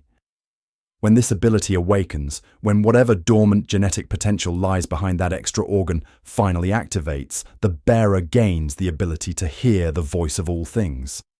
They can read poneglyphs directly. They can access the information encoded in those indestructible stones without needing a scholar to translate, without needing the rare genetic quirk that allowed Roger to hear the stones speak. Big Mom has collected 3 of the 4 road poneglyphs. She has the military might to take the 4th whenever she chooses, but she cannot read them. None of her scholars can read them. The only people who could read them were the O'Hara archaeologists, and the world government killed them all. So Big Mom bred a daughter with a 3-eyed tribe member, and she waited for that daughter's eye to awaken. It never did. Pudding's 3rd eye remains dormant. The true power has not manifested, and Big Mom has grown impatient with waiting. This is why she arranged the wedding with Sanji, why she plotted to assassinate the Vinsmoke family, why the entire Whole Cake Island arc happened in the first place. Big Mom needed the Germa's cloning technology because she had given up on Pudding. She was looking for alternative paths to the One Piece because her biological key had failed to turn. And Pudding, who heard every word of her mother's disappointment, who understood that her only value to her family was a power she could not access, internalized that rejection so deeply that she built her entire personality around it. But here is the question that keeps me awake. Why does this ability exist at all? Why would any species evolve the capacity to read ancient stones? Poneglyphs are not natural objects. They are artificial. They were created by a specific civilization during a specific period of history for the specific purpose of preserving information that could not be destroyed by conventional means. They are technology. And the Three-Eyed Tribe has a biological interface for that technology. Their bodies contain hardware designed to interact with software that was created by the Ancient Kingdom. This is not coincidence. This is compatibility. This is design. Think about what the Ancient Kingdom would have needed if they wanted to ensure their message survived. They created the poneglyphs, yes. They made them indestructible, yes. But indestructible is not the same as readable. A stone that cannot be destroyed is useless if no one can interpret what it says. The Ancient Kingdom needed archivists. They needed a population of individuals who could read the stones, who could preserve the knowledge, who could pass that capability down through generations so that even if scholars were killed and libraries were burned, the information would remain accessible. They needed, in other words, exactly what the Three-Eyed Tribe provides. The fact that Roger could hear the voice of all things is treated as exceptional. It is presented as a rare ability, something that appears seemingly at random in certain individuals regardless of their race or background. Luffy has it. Momonosuke has it. A few others throughout history have demonstrated the capability. But for the Three-Eyed Tribe, this ability is not random. It is their birthright. Every member of the tribe has the potential to awaken the true power of the third eye. The mechanism is built into their biology. They do not need to be chosen or special or lucky. They simply need to awaken what they already possess. This distinction matters because it suggests different origins for the same ability. Roger's voice of all things might be a natural phenomenon, a quirk of consciousness that allows certain individuals to perceive information that others cannot access. But the three-eyed tribe's version is clearly artificial. It is a feature, not a bug. It was put there deliberately, installed in their genome by whoever created or modified this race during the Void Century. The ancient kingdom built living poneglyph readers, and then the world government spent 800 years trying to prevent those readers from ever realizing what they could do. The world government knows about the three-eyed tribe. They have to know. If Big Mom figured out the connection between three eyes and poneglyph reading, the intelligence apparatus that has ruled the world for 8 centuries certainly figured it out too. And yet the three-eyed tribe has not been genocided. They have not been hunted to extinction like the Lunarians or the Buccaneers. Why? The answer, I suspect, is that the ability rarely awakens. Most three-eyed individuals live their entire lives without ever accessing the true power. The dormant gene stays dormant. The eye remains just an eye. The world government can afford to let the three-eyed tribe exist because most of them pose no actual threat. But Pudding might change that. Pudding has been through trauma. She has been rejected by her mother, betrayed by her family, forced to confront the truth about her own manipulation of Sanji. She has experienced the kind of emotional upheaval that sometimes triggers awakening in other contexts. And she encountered the Straw Hats, who have a remarkable tendency to catalyze change in everyone around them. When Sanji told Pudding that her third eye was beautiful, when he became possibly the first person in her entire life to look at that eye with genuine appreciation rather than fear or calculated interest, something shifted, something cracked. And in the most recent chapters, Pudding has begun to access abilities she never knew she had. The implications are enormous. If Pudding fully awakens, she becomes one of the most valuable individuals in the world. She can read any poneglyph. She can access any information the ancient kingdom left behind. She becomes a living key to the Void Century, capable of bypassing every restriction the world government has placed on historical knowledge. And unlike the O'Hara scholars, she does not need books or research or decades of study. The ability is in her body. It cannot be burned. It cannot be confiscated. It can only be killed, and killing Pudding would require getting through Big Mom first. The three-eyed tribe are archivists. They are biological libraries designed to preserve and transmit information across generations. They are the backup system the ancient kingdom created to ensure that even if every poneglyph was lost, even if every scholar was murdered, the knowledge would survive. And the fact that this backup system still exists, that Pudding is walking around with an unawakened key to everything the world government wants hidden, represents one of the most significant threats to the established order that we have encountered in the entire series. The readers of truth are still out there, still waiting, still carrying the potential to unlock everything. We have examined gods who refuse to die, sinners who refuse to forget, fish who refuse to follow genetic rules, and archivists who carry keys in their skulls. Now we look up. Past the clouds, past the atmosphere, all the way to the moon. Because the minks of Zoo are hiding something in their fur, something in their electricity, something in the way they transform under lunar light. And that something connects them to a civilization that existed before the One Piece world looked anything like it does today. The minks are not evolved animals. They are not the result of natural selection favoring anthropomorphic mammals. They are descendants of the moon, carrying biological technology so old that even they have forgotten what it means. Electro is the first clue. Chapter 811 introduces us to this ability when the Straw Hats arrive on Zoo and discover that every single mink, from the warriors to the children to the elderly, can generate electricity from their bodies. This is not a devil fruit. This is not haki. This is a racial trait, an innate capability that minks are born with and can use instinctively. They channel electrical current through their fur, through their weapons, through anything they touch. A mink punch carries voltage. A mink bite can shock you unconscious. They are walking biological batteries, and Oda never explains where this ability comes from. He just presents it as a fact of mink existence, as natural to them as breathing. But electricity is not natural, not like this. Animals in our world can generate electrical fields. Yes, electric eels exist. Certain rays can produce shocks. But these abilities are specialized, limited to specific species, developed through millions of years of evolutionary pressure in aquatic environments. Minks are mammals.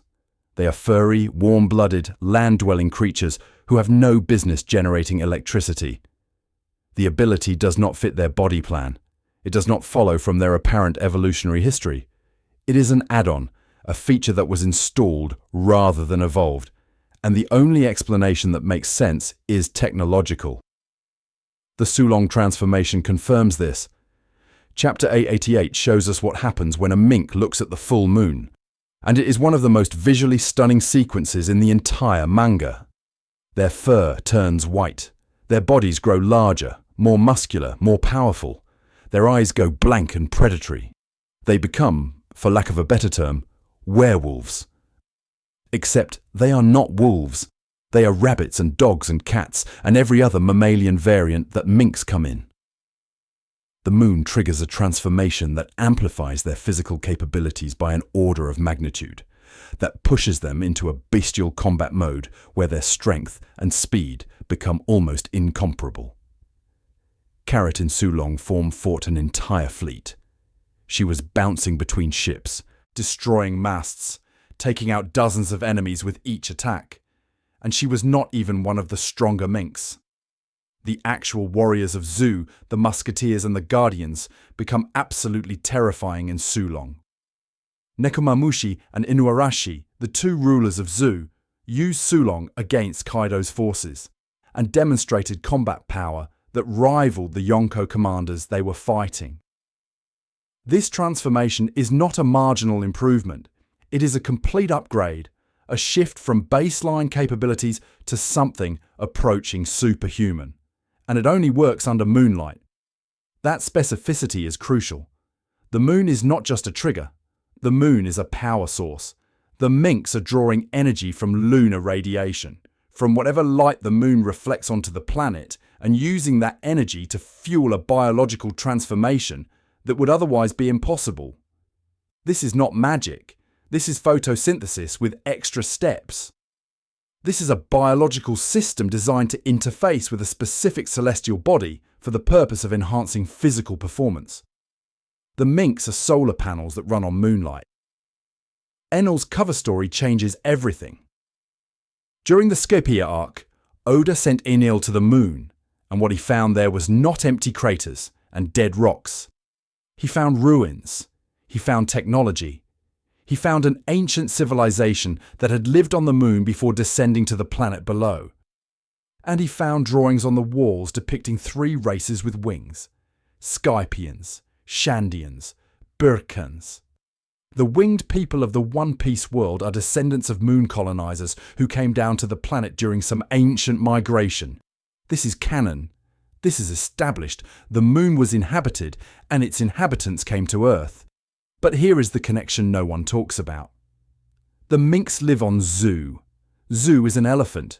Zunesha is an ancient creature that has been walking the world for over 1,000 years, carrying an entire civilization on its back because it was ordered to walk by someone during the Void Century. Chapter 1040 confirms that Zunesha committed a crime, that it was punished by being forced to walk eternally, and that this punishment was handed down by Joy Boy himself. Zunesha knew Joy Boy. Zunesha was contemporary with the ancient kingdom. And Zunesha carries the minks. Why minks? Why would the punishment of an ancient elephant involve carrying a specific race on its back for 800 years? The answer has to involve the moon. The minks are connected to Zunesha because both are connected to Joy Boy. Both are remnants of whatever project the ancient kingdom was undertaking before the world government rose to power.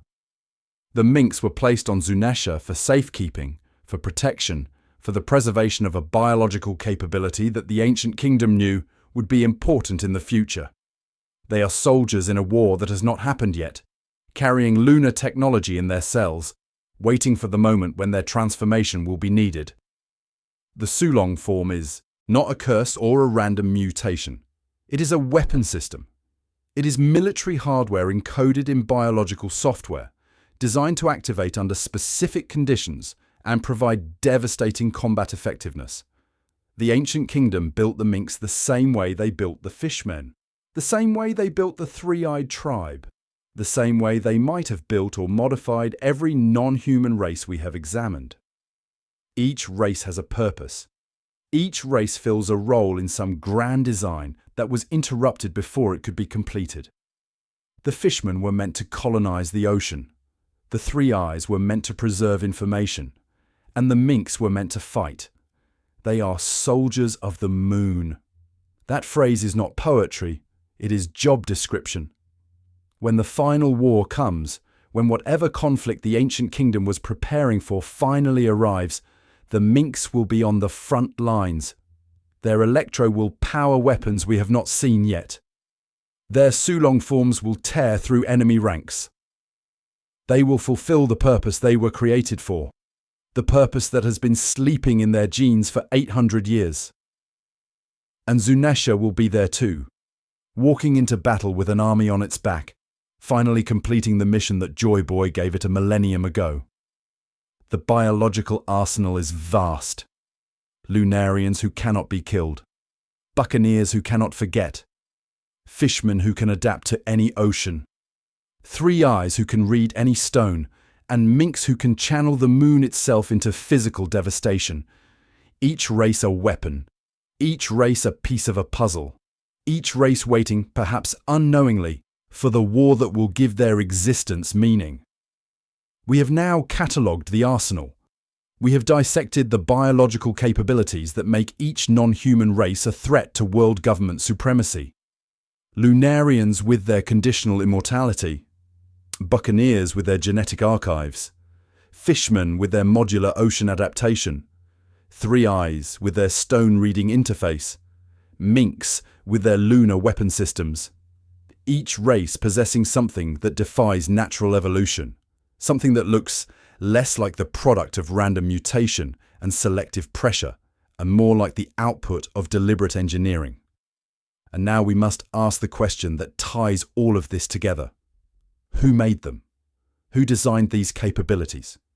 Who looked at the blank canvas of a world and decided that it needed fish people who could breed with anything and wolf people who could channel moonlight into violence? The answer, I am increasingly convinced, is the ancient kingdom. The lost civilization of the Void Century did not merely coexist with non-human races. It created them, or modified them, or uplifted them from baseline animals into sentient beings capable of language and culture and the kind of sophisticated thought that allows for things like art and philosophy and the desperate burning desire for freedom. The ancient kingdom was running a project, a breeding program, a biological infrastructure, initiative of staggering ambition. And when the 20 kingdoms rose up and destroyed that civilization, when they erased 100 years of history and established the world government on the ashes of whatever came before, they inherited a world full of engineered species that they did not create and could not control. Chapter 1066 is when Vegapunk starts pulling back the curtain on ancient technology, and what he reveals is terrifying in its implications. The ancient kingdom possessed capabilities that the modern world cannot replicate. They had energy sources that could power entire civilizations. They had knowledge that allowed them to reshape geography and biology and the fundamental rules of how the world operates. The Void Century was not a dark age. It was a golden age. It was a period of such advanced development that the civilizations which destroyed it have spent 800 years trying to catch up and have still fallen short. Vegapunk, the smartest man in the current era, explicitly states that his work is merely rediscovering what the ancients already knew. He is not innovating. He is excavating. And what was the ancient kingdom doing with all that technological power? They were building. They were constructing something vast and interconnected. They were laying the groundwork for a world that looked nothing like the fragmented, ocean-divided mess we see in the current timeline. The poneglyphs are scattered across the globe in locations that seem random until you start mapping them. Alabasta, Skypaea, Fishman Island, Zoo, Wano. Each of these locations is associated with a specific non-human population. Each of these locations contains pieces of the historical record that the ancient kingdom wanted to preserve. The poneglyphs are not just stones. They are nodes. They are data points in a network that spanned the entire world. And that network was maintained by the races that lived at each node. The Fishmen guard the poneglyph at Fishman Island. The minks guard the road poneglyph on Zoo. The Kozuki clan, which has deep connections to the ancient kingdom, guards the knowledge in Wano. This is not coincidence. This is architecture. The ancient kingdom did not randomly scatter its historical records across the planet and hope for the best. It placed those records in the custody of populations that had been specifically designed to protect them. The fishmen are strong and can survive underwater, making their poneglyph inaccessible to most surface dwellers. The minks are loyal and live on a moving elephant, making their poneglyph almost impossible to locate. Each race was positioned as a guardian, as a biological security system for the information infrastructure of a lost civilization. Enel's Great Space Operations cover story provides the most explicit evidence for this theory, and I cannot believe more people do not talk about it. When Enel reaches the moon, he discovers not just ruins but murals, paintings on the walls depicting the history of the moon civilization. And those murals show the creation of automata, robots, artificial beings constructed by the moon people to serve as their labor force. The moon civilization built workers. They manufactured helpers. And then, when resources ran low, when the moon could no longer sustain their population, they descended to the planet below and brought their technology with them. The winged races, the Skypians and Shandians and Burkans, are confirmed descendants of these moon colonizers. Their wings are vestigial remnants of whatever flight or space travel capability their ancestors possessed. But here is the leap I want you to make with me. If the moon civilization created automata, if they had the technology to build artificial workers, why would they stop at robots? Why would they not apply the same engineering principles to biological systems? Why would they not create living workers, organic automata, beings that could reproduce and maintain themselves without constant technological intervention? The fishmen are biological automata designed for oceanic labor. The minks are biological automata designed for combat. The three-eyed tribe are biological automata designed for information preservation. Each race is a tool. Each race was built to serve a function in the grand project of the ancient kingdom, which was itself the successor or continuation of the moon civilization's work. The engineering did not stop when the moon people came to Earth. It accelerated, it expanded, it produced the staggering diversity of sentient species that we see in the current era, each one carrying the fingerprints of deliberate design in their genetics. This reframes everything we think we know about discrimination in one piece. The world government does not hate non-human races because they are different. The world government hates non-human races because they are evidence. Every fishman is proof that the ancient kingdom existed. Every mink is a walking demonstration of biological technology that the current regime cannot replicate. Every three-eye is a potential key to information that has been suppressed for 800 years. The races themselves are artifacts. They are archaeological evidence that cannot be buried or burned or thrown into the sea. You can destroy every book and kill every scholar, But you cannot erase a species. You cannot make the fishmen forget how to breathe underwater. You cannot make the minks forget how to channel electro. The capabilities are encoded too deeply. The engineering is too robust. The Void Century breeding program was not about creating servants. It was about creating a distributed system, a network of biological nodes that could survive any catastrophe, any war, any attempt at erasure. The ancient kingdom knew they might lose. They knew the 20 kingdoms were coming for them. And so they built their legacy into living flesh, into species that would continue to exist and reproduce and carry the encoded truth forward, regardless of what happened to the parent civilization. The races are the message. The races are the inheritance. The races are what Joy Boy left behind when everything else was taken. This is what the world government cannot forgive. Not the strength of the Fishmen, or the memory of the Buccaneers, or the transformation of the minks. What they cannot forgive is that these races exist at all, that they continue to exist, that 800 years of persecution have failed to erase the biological testimony of what the ancient kingdom built. The breeding program succeeded. The labor force survives. And every generation that passes, every child born with gills or fur or a third eye, is a reminder that the world government's victory was incomplete. The wings are the tell. Whenever fictional pirate creator man wants to signal that a race has ancient origins, that they connect to something older and stranger than the current world order, he gives them wings. Not functional wings, mind you. Not the kind of wings that allow for actual flight through any biological mechanism we could understand. Decorative wings. Vestigial wings.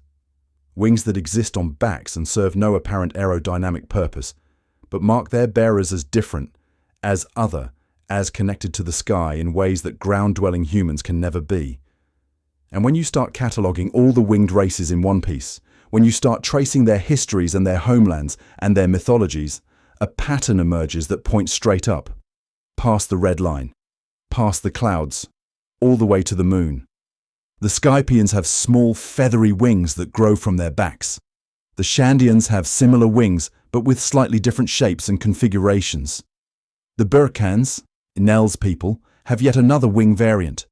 3 distinct populations with 3 distinct wing types, all living in sky islands above the blue seas, all claiming origins that predate the current configuration of the world. And Enel's cover story confirms what their anatomy suggests. These are not 3 separate races that coincidentally evolved similar features. These are 3 branches of the same family tree, descendants of a single civilization that came down from the moon and fractured into distinct populations over the course of centuries. But here is where things get complicated, because there is a 4th winged race that does not fit neatly into this schema. The Lunarians. King's people had wings too. Large, black wings that distinguished them from the white-clad celestial dragons who now occupy their homeland. The Lunarians lived on the red line before Mariageois existed. They were called gods by other civilizations. They possessed biological capabilities that bordered on the divine. And they had wings. Not the small decorative wings of Skypians. Massive wings. Functional wings. Wings that might have actually allowed for flight in the distant past, before whatever modification or degeneration reduced them to their current state. The connection seems obvious once you see it. Lunarians are related to the Moon civilization. They are either a parent race or a sister race, or perhaps the original population from which the Skypians and Shandians and Burkans diverged. The name itself is a hint that borders on the absurd. Lunarian, lunar, moon. Oda is not exactly being subtle about the etymology here. King's people are named after the moon. They have wings like the other moon descendants, and they lived at the highest point on the planet, the point closest to the sky, the point where the boundary between Earth and space is thinnest. They were the intermediaries, the connection points, the beings who bridged the gap between the moon civilization above and the Earth civilizations below. The ancient robot that has been appearing in recent chapters reinforces this theory in ways that should make your mind-brain vibrate with excitement. Chapters 1111 through 1115 show us a mechanical being that has been dormant for 800 years, a construct from the Void Century that is now reactivating in response to events in the current timeline. This robot is not a product of Vegapunk's engineering. It predates him by centuries. It was built by the ancient kingdom, or by the moon civilization, or by whatever overlap existed between those two entities. And its design includes features that we have seen before. Features that look biological. Features that suggest the line between machine and organism was not as clear in the ancient world as it is today. If the moon civilization could build robots, and if those robots could survive for 800 years in a dormant state, then the engineering capabilities available to them exceed anything we see in the modern era. They could create artificial beings. They could design systems that would persist across centuries without maintenance. And they could, presumably, apply those same principles to biological systems. The winged races are not just descendants of moon colonizers, they are products of moon engineering. Their wings are not evolutionary adaptations to life in Sky Islands. Their wings are design elements, features that were included in their genetic blueprints for reasons we do not fully understand yet.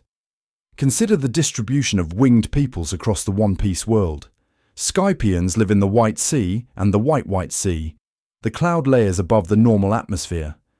Shandians also live in the sky, though they were originally from the blue seas before their homeland was knocked upward by the knock-up stream. Burkans came from yet another sky island. And Lunarians lived on the Red Line, which is the highest continuous landmass on the planet. Every winged race lives high.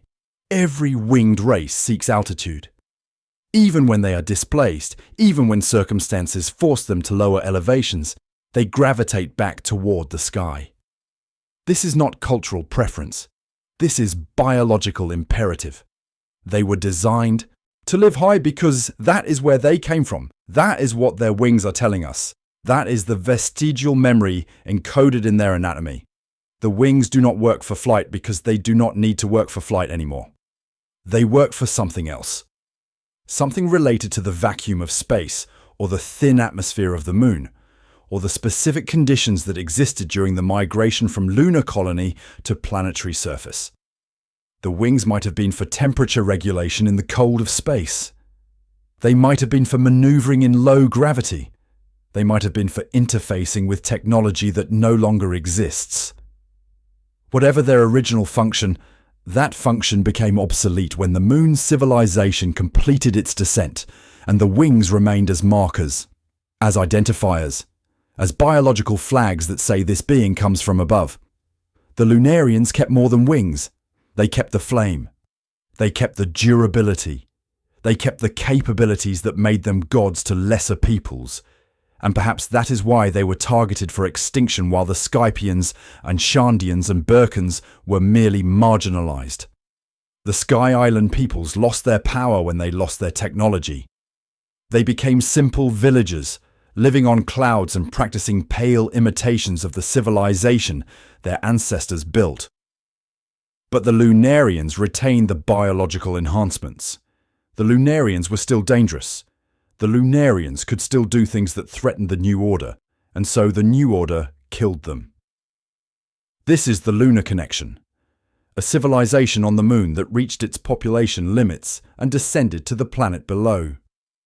A fragmentation into multiple races as different populations adapted to different environments. A gradual loss of technology and capability as the centuries passed and the old knowledge was forgotten. And then the Void Century, the war, the rise of the world government, the systematic persecution of anyone who still carried the marks of lunar origin. The wings that used to mean divine ancestry now mark their bearers for discrimination. The legacy of the moon has become a liability, but the legacy survives, in the wings of Skypians and the flames of whatever Lunarians might still be hiding, in the ancient robot that is waking up after 800 years, in the technology buried in ruins that Vegapunk cannot fully understand and the world government cannot fully suppress.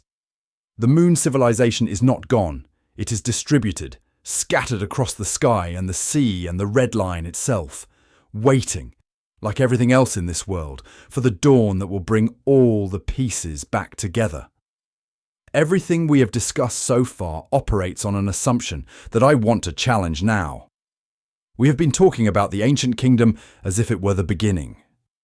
As if the engineers who created or modified the Fishmen and Minks and three-eyed tribe were working with a blank slate, designing species from scratch to serve their grand infrastructure project.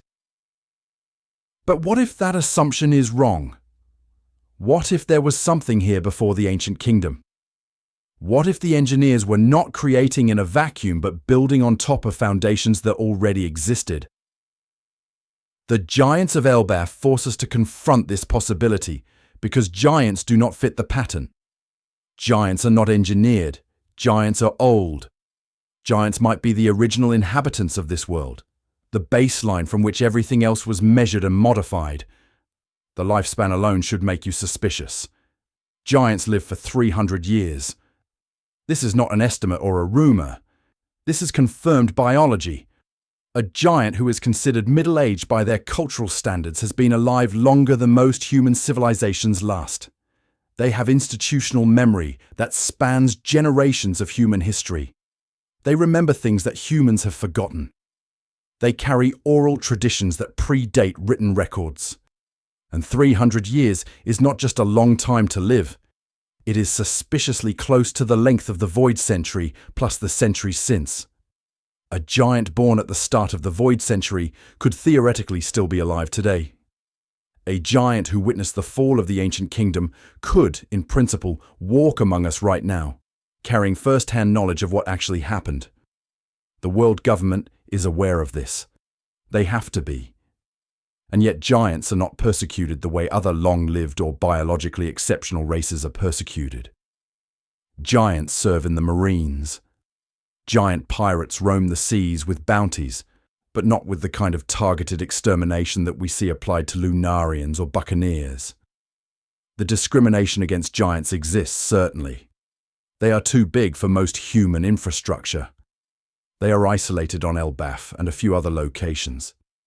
They are othered in the casual, thoughtless way that all non-humans are othered in this world. But they are not hunted. They are not erased. Why? The answer, I suspect, is that giants predate the thing the world government is trying to hide. The ancient kingdom engineered races. The ancient kingdom left evidence. But the giants were here before the ancient kingdom started its work, and therefore giants do not carry the same incriminating biological testimony that makes other races so dangerous. You cannot use giant anatomy to prove that the Void Century engineers existed because giant anatomy was not created by those engineers. Giants are native. Giants are original. Giants are the control group against which all the experimental populations can be measured. This has implications for how we understand Elbaf. The island of warrior giants is not just a cultural curiosity. It is a repository of pre-Void Century knowledge. The giants have been telling their own stories, maintaining their own traditions, worshipping their own gods for longer than the world government has existed. When we finally get the full Elbaf arc, when Oda finally lets us see what secrets that island holds, I suspect we will find that the giants remember things. Not because they were engineered to remember like the Buccaneers, but simply because they have been around long enough to see history repeat itself. They are witnesses. Living, breathing witnesses who do not need genetic memory because their regular memory extends back far enough to matter. Jaguar D. Saul is the key that unlocks this entire line of reasoning. Here is a giant who carries the will of D. Here is a giant who was a vice admiral in the Marines before he defected to save Robin. Here is a giant who, according to recent revelations, survived the destruction of O'Hara and has been operating in the shadows ever since. Saul has the D. That initial, that mysterious letter that connects individuals across races and across centuries appears in a giant's name. This means that the will of D is not limited to humans. It is not a human bloodline or a human inheritance. It is something that crosses species boundaries, something that can manifest in giants just as easily as in baseline humans. And if giants can carry the D, then giants were part of whatever alliance or project or movement that the D represents. The ancient kingdom did not create the giants, but it worked with them. It incorporated them into its plans. It shared something with them that allowed the D to take root in giant bloodlines alongside human bloodlines. The giants are not artifacts of the ancient kingdom. They are partners, collaborators, the senior members of a coalition that included the engineered races as junior participants. Think about what it would take to create a poneglyph. These are not small objects. They are massive stone cubes inscribed with indestructible text, scattered across the world in locations that require enormous effort to reach. Someone had to carve them, someone had to transport them, someone had to place them in the specific locations where they now reside. And while the ancient kingdom certainly had advanced technology, the most elegant solution to the problem of poneglyph construction is not robots or machines. It is giants, beings strong enough to lift the stones, large enough to carve them with precision, long-lived enough to complete a project that might span decades. The giants were the labor force for poneglyph creation, not because they were enslaved, but because they were willing. Because they believed in what the ancient kingdom was building. Because they wanted the message to survive. The Kazuki clan created the poneglyphs. This is established. They were the craftsmen, the artisans, the people who possessed the specific skills needed to inscribe indestructible text into indestructible stone. But the Kazuki were human-sized. They could not have physically handled the materials themselves. They needed help. They needed partners who could do the heavy lifting while they focused on the delicate work of inscription. And the giants of Elbaf, with their centuries of lifespan and their strength that dwarfs anything a human could produce, were the perfect partners for this task. This is why the giants are respected in ways that other non-human races are not. They helped build the very system that the world government is trying to suppress. They carried the stones. They placed the monuments. They were essential to the creation of the historical record that has survived 800 years of attempted erasure. And the world government cannot punish them for it without revealing exactly what the poneglyphs are and why they matter. The giants are protected by the same secrecy that protects the Void Century itself. Persecuting them too openly would draw attention to questions that the regime cannot afford to answer. Elbaf holds secrets. Old secrets. Secrets that the giants have kept, not because they were engineered to keep them, but because keeping secrets is what you do when you have been alive long enough to understand the value of discretion. When Luffy finally reaches that island, when the Straw Hats finally enter the domain of the warrior giants, they will find more than a culture of honorable combat and Viking aesthetics. They will find memory. Living memory. The kind of memory that can only exist in beings who measure their lives in centuries rather than decades. And that memory will fill in gaps that no poneglyph can fill. That memory will provide context that no archaeological evidence can provide. The blood of giants carries history in it, not genetic history like the Buccaneers. Just regular history, the kind you accumulate by refusing to die. We need to talk about sex. Specifically, we need to talk about the deeply strange reproductive compatibility that exists between almost every sentient race in the One Piece world, because this is not normal. This is not how biology works. And the fact that Oda has built a world where humans can have children with fishmen, where giants can presumably procreate with long legs, where the genetic barriers that should prevent cross-species reproduction simply do not exist, tells us something profound about the intentions of whoever designed this world. The breeding compatibility is not an accident. It is not a storytelling convenience. It is evidence of engineering on a scale that makes everything else we have discussed look like minor tinkering. Big Mum's family is the most comprehensive data set we have on this phenomenon, and examining it should make your brain hurt. Charlotte Linlin has had children with members of multiple races. Her offspring include long legs, long arms, 3 eyes, fishmen, humans of various sizes, and combinations thereof. Her family tree is a genetic casserole that should be biologically impossible. In our world, species are defined in part by reproductive isolation. A horse and a donkey can produce a mule, but that mule is sterile. A lion and a tiger can produce a liger, but ligers have health problems and reduce fertility. The more distant two, populations are genetically, the less likely they are to produce viable offspring at all. And yet, Big Mom has had children with beings that should be as genetically distant from humans as dolphins are from oak trees. And those children are perfectly healthy, perfectly fertile, perfectly capable of continuing the reproductive chain into future generations. Katakuri is half human. We do not know what his father was, but we know that whatever combination produced him resulted in one of the most physically formidable beings in the entire series. Pudding is half three-eyed tribe, and her third eye functions perfectly despite being mixed with human genetics. The long leg and long arm children have extended limbs that work as intended, not the malformed compromises you might expect from genetic mismatches. Every hybrid in Big Mom's family is viable. Every cross is successful. The success rate is 100%, which is not how genetics works unless someone made it work that way. The fishmen demonstrate this even more dramatically because of the species variation within their own race. We established earlier that a shark fishman can have children with an octopus fishwoman, and those children can express traits from either parent or from ancestors further back in the family line. But fishmen can also breed with humans and with merfolk, and presumably with any other race that is willing to attempt the cross. The genetic compatibility extends outward from the fishman population to encompass essentially everyone. They are not just modular within their own species, they are modular across species boundaries. They can contribute genetic material to almost any pairing and produce viable results. This universality cannot be natural. Evolution does not produce universal compatibility because universal compatibility is expensive.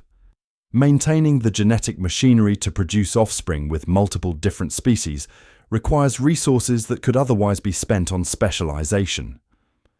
Natural selection favors reproductive isolation, because isolation allows populations to optimize for their specific environments, without the noise of foreign genetics complicating the process. The fact that one-piece races have not developed reproductive barriers despite being separated across different oceans and different continents and different sky islands for thousands of years suggests that those barriers were deliberately removed. Someone wanted these populations to be able to interbreed. Someone built compatibility into the system. The ancient kingdom wanted to create a unified species. That is the theory I am proposing, and I want you to sit with how radical it is. The engineers of the Void Century were not just building infrastructure or creating worker populations or establishing a network of biological guardians for their poneglyphs. They were working toward a world where the concept of separate races would eventually become meaningless. A world where everyone could have children with everyone else. A world where genetic diversity would flow freely across population boundaries, mixing and remixing until the distinctions between fishman and human and mink and giant dissolved into a single unified species that carried the best traits of all its component populations. This explains so much about the current configuration of the world. The red line that divides the oceans, the calm belts that isolate the seas, the grand line that makes travel between regions nearly impossible, all of these geographic barriers serve to keep populations separated. And all of these barriers are artificial. Vegapunk has told us that the world was not always configured this way. Something happened during the Void Century to reshape the planet, to create the divisions that currently exist. The world government did not just defeat the ancient kingdom. They restructured the entire planet to prevent the ancient kingdom's vision from being realized. If everyone can breed with everyone, then separation is the only way to maintain distinct races. If the populations are allowed to mix freely, then within a few generations, the categories start to blur. Fishmen have children with humans, have children with minks, have children with longlegs, and suddenly you have a population that cannot be neatly sorted into taxonomic boxes. You have a population that defies the classification system that the world government uses to determine who gets enslaved and who gets privileges. The geographic barriers are not just about controlling trade routes or military positioning. They are about preventing the genetic unification that the ancient kingdom was trying to achieve. The Straw Hat Crew is a preview of this future. Look at who travels together on the Thousand Sunny. You have humans of various backgrounds. You have a cyborg. You have a skeleton. You have a reindeer who ate a devil fruit. You have Jinbi, a fishman, sailing as an equal member of a crew that once would have been exclusively human. And while the Straw Hats are not currently producing offspring with each other, they represent the model of what a post-racial society could look like. Different species working together, living together, treating each other as family regardless of biological category. This is what the ancient kingdom wanted. This is what the world government has been trying to prevent for 800 years. The dream of genetic unification is not dead. It is sleeping. It is encoded in the reproductive compatibility that still exists between races, waiting for the day when the barriers come down and the mixing can resume. Imagine what happens if the red line is destroyed. Imagine what happens if the calm belts become crossable. Imagine what happens if the all blue is real and the oceans merge into a single body of water that anyone can traverse. The fishmen leave Fishman Island and spread across the world. The minks descend from zoo and settle wherever they choose. The sky, peoples come down from their clouds and walk among the surface dwellers. And within generations, the populations start to blend. The children of mixed parentage have children of their own mixed parentage, and the categories dissolve, and the slave auction price list becomes meaningless because you cannot determine what race someone belongs to anymore. That is the one piece, maybe. Not gold or weapons or ancient technology, but the knowledge of how to finish what the ancient kingdom started, how to bring down the barriers, how to complete the genetic unification that was interrupted 800 years ago. The breeding compatibility is not just a quirk of Oda's world building. It is a promise that the world was meant to be unified, and that unification is still possible, and that the work of the ancient engineers was not in vain. We talked about the Buccaneers earlier. We discussed their persecution, their genetic memory, their classification as sinners rather than criminals. But we did not dig deeply enough into the specific nature of their sin. We established that they remember Joy Boy, that they carry stories of the sun god Nika across generations through mechanisms that defy conventional inheritance. What we did not fully explore is the relationship itself. Why Joy Boy? Why would the world government expend centuries of effort persecuting a race specifically because of their connection to one individual? What did the Buccaneers do with Joy Boy that made their entire bloodline worthy of eternal condemnation? The answer, I believe, is love. The Buccaneers loved Joy Boy, and in the theology of the world government, love for Joy Boy is the original sin. Chapter 1100 through 1104 give us fragments of this relationship, pieces of a story that Oda is clearly saving for a more complete revelation later. Kuma grew up with stories of Nika, not just stories of what Nika could do, but stories of who Nika was. The sun god who would liberate the slaves, the warrior who laughed in the face of oppression, the figure who embodied freedom so completely that his very existence was a promise of salvation. These are not dry historical accounts. These are devotional narratives. The Buccaneers did not simply remember Joy Boy as a historical figure. They worshipped him, they loved him, they built their entire cultural identity around the hope that he represented. This is different from how other races relate to the Void Century. The Fishmen have their own history, their own grievances, their own struggle for equality that does not depend on any single individual. The Minks have their commitment to the Kazuki clan, which is loyalty rather than worship. The three-eyed tribe have their potential to read the poneglyphs, which is capability rather than devotion. But the Buccaneers are defined by their love for Joy Boy. Their sin is relational. It is personal. It is the crime of caring too much about the wrong person, of refusing to let that person be forgotten, of maintaining a love affair with a ghost across 800 years of persecution. The physical characteristics of Buccaneers support the theory that they were more than just fans or followers. They are large, they are strong. They possess natural combat capabilities that exceed baseline human parameters. These are not the characteristics of archivists or priests. These are the characteristics of bodyguards, of soldiers, of the kind of people you keep close to you when you expect violence and want to survive it. Joy Boy was fighting a war. The ancient kingdom was in conflict with the 20 kingdoms that would become the world government.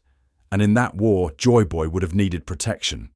He would have needed people willing to die for him, willing to fight for him, willing to place their bodies between him and anyone who meant him harm. The Buccaneers were Joy Boy's personal guard. That is the theory I am proposing. They were not just allies or supporters. They were the innermost circle, the people closest to him, the ones who knew him not as a symbol or a legend, but as a person, with all the complexity and vulnerability that personhood entails. They loved him because they knew him. They knew his jokes and his fears and his hopes for the future. They knew why he laughed and why he cried and what he dreamed about when he closed his eyes. And when Joy Boy fell, when the ancient kingdom lost its war and the world government began its 800-year reign, the Buccaneers were left behind as the living memory of that intimate knowledge. This is why they are sinners rather than criminals. A criminal commits an act. You can define the act, punish the act, and then move on. But the Buccaneer sin is not an act. It is a state of being. They are guilty of loving Joy Boy, and you cannot stop loving someone just because a government tells you to. The love persists, the memory persists, the devotion persists across generations because it is encoded so deeply into Buccaneer identity that removing it would mean destroying who they are. The world government cannot forgive the Buccaneers because the Buccaneers cannot stop being Buccaneers. The sin is existential. The punishment must therefore be eternal. Consider what information Joy Boy's personal guard would possess. They would know what he looked like. They would know what his voice sounded like. They would know his mannerisms, his habits, the specific ways he moved and spoke and interacted with the world. They would know details that no poneglyph could record, details that are only transmitted through personal relationship, through the kind of close observation that comes from spending time with someone you love. And if those details are encoded in Buccaneer genetic memory, if they pass from parent to child through whatever mechanism allows the Buccaneers to remember across centuries, then the Buccaneers are not just repositories of historical information. They are repositories of personal information. They carry Joy Boy's personality in their blood. This makes them living poneglyphs, in a sense more profound than simple metaphor. The poneglyphs preserve facts. They record events and locations and instructions for future generations. But they cannot preserve personality. They cannot capture the essence of who someone was, the ineffable quality that made them more than just a collection of deeds and decisions. The Buccaneers preserve that essence. They carry Joy Boy's spirit, not in a mystical sense, but in the mundane sense that they remember what kind of person he was. They can tell you stories that no stone could record. They can transmit a relationship across centuries, keeping Joy Boy alive, not as a historical figure, but as a beloved friend. Kuma's sacrifice takes on new dimensions when viewed through this lens. Kuma did not just give up his body and his mind for the Straw Hats. He gave up his inheritance. He surrendered the genetic memory that made him a Buccaneer, allowed his personality to be erased, became a hollow shell that could no longer love or remember or carry the stories forward. And he did this for Luffy, for the person who would become the next Joy Boy. Kuma recognized something in Luffy, perhaps through the inherited knowledge that Buccaneers possess, perhaps through simple observation of who Luffy is, and what he represents. And he made the same choice that his ancestors made 800 years ago. He put his body between Joy Boy and harm. He sacrificed everything to ensure that the person he loved would survive.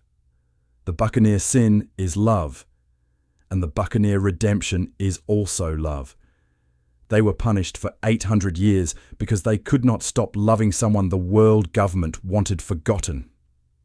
And when the time came, when the new Joy Boy appeared in the world wearing a straw hat and grinning that impossible grin, the last prominent Buccaneer proved that the love was still alive. Kuma loved Luffy without knowing him, loved him because of who he would become, loved him with the accumulated devotion of an entire race that had been waiting 8 centuries for this moment. The sin became the salvation. The thing that made Buccaneers targets became the thing that saved the future. Joy Boy made promises he could not keep. He apologized to Fishmen Island for a commitment he failed to fulfill. He was defeated, presumably killed, his kingdom destroyed, and his legacy erased from official history. But his bodyguards survived. His lovers survived. The people who knew him best carried his memory forward through the worst persecution the world government could devise, and they kept their love alive until it could be given to someone new. The Buccaneers are not just living poneglyphs, they are living love letters. Messages from Joy Boy to his future self, delivered across 800 years, by people whose only crime was caring too much to let go. We have spent the last 15 sections dissecting the biology of oppression. We have examined how the world government classifies races, persecutes races, erases races from history when their capabilities become too threatening to tolerate. We have traced the engineering of the ancient kingdom, the lunar origins of winged peoples, the distributed network of biological testimony that has survived 800 years of attempted suppression. And now, finally, we turn our attention to the ship. The Thousand Sunny. The vessel carrying the only crew in the current era that looks like what the ancient kingdom was trying to build. The Straw Hat Pirates are not just a pirate crew.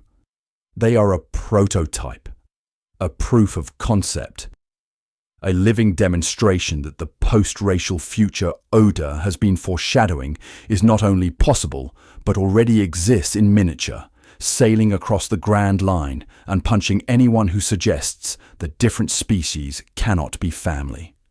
Let us take a census. Let us catalogue exactly who is on that ship and what their presence means for the argument we have been building across this entire analysis. Monkey D. Luffy, Captain, Human, Carrier of the Will of D, current vessel for the sun god Nika, the literal reincarnation or spiritual successor of Joy Boy depending on how you interpret the mythology. Roronoa Zoro, first mate, Human, arguably the most dangerous swordsman of his generation, a man whose only biological abnormality is the impossible density of his determination.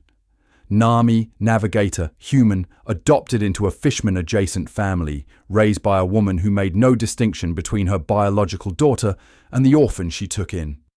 Usopp, Sniper, Human, son of a man who sailed with the previous pirate king, carrier of inherited will in the most literal sense.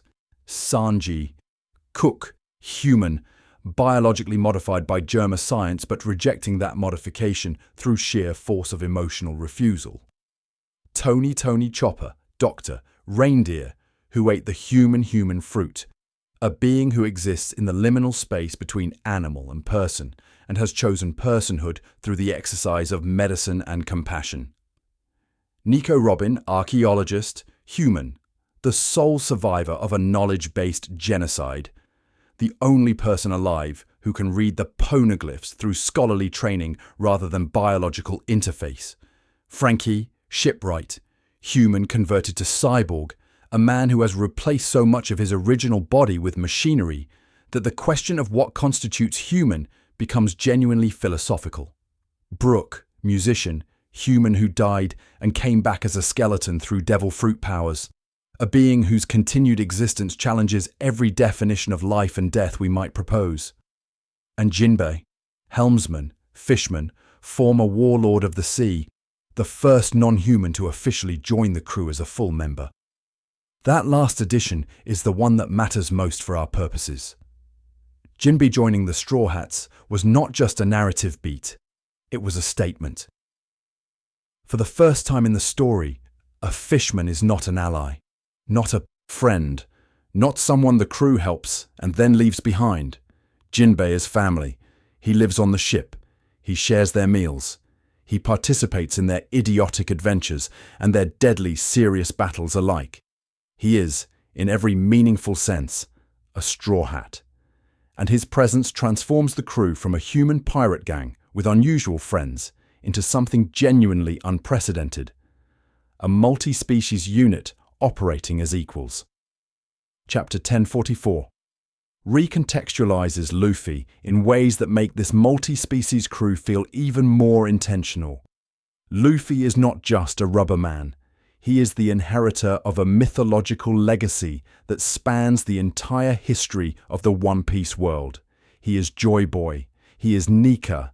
He is the figure that the Buccaneers kept alive in their genetic memory across 8 centuries of persecution.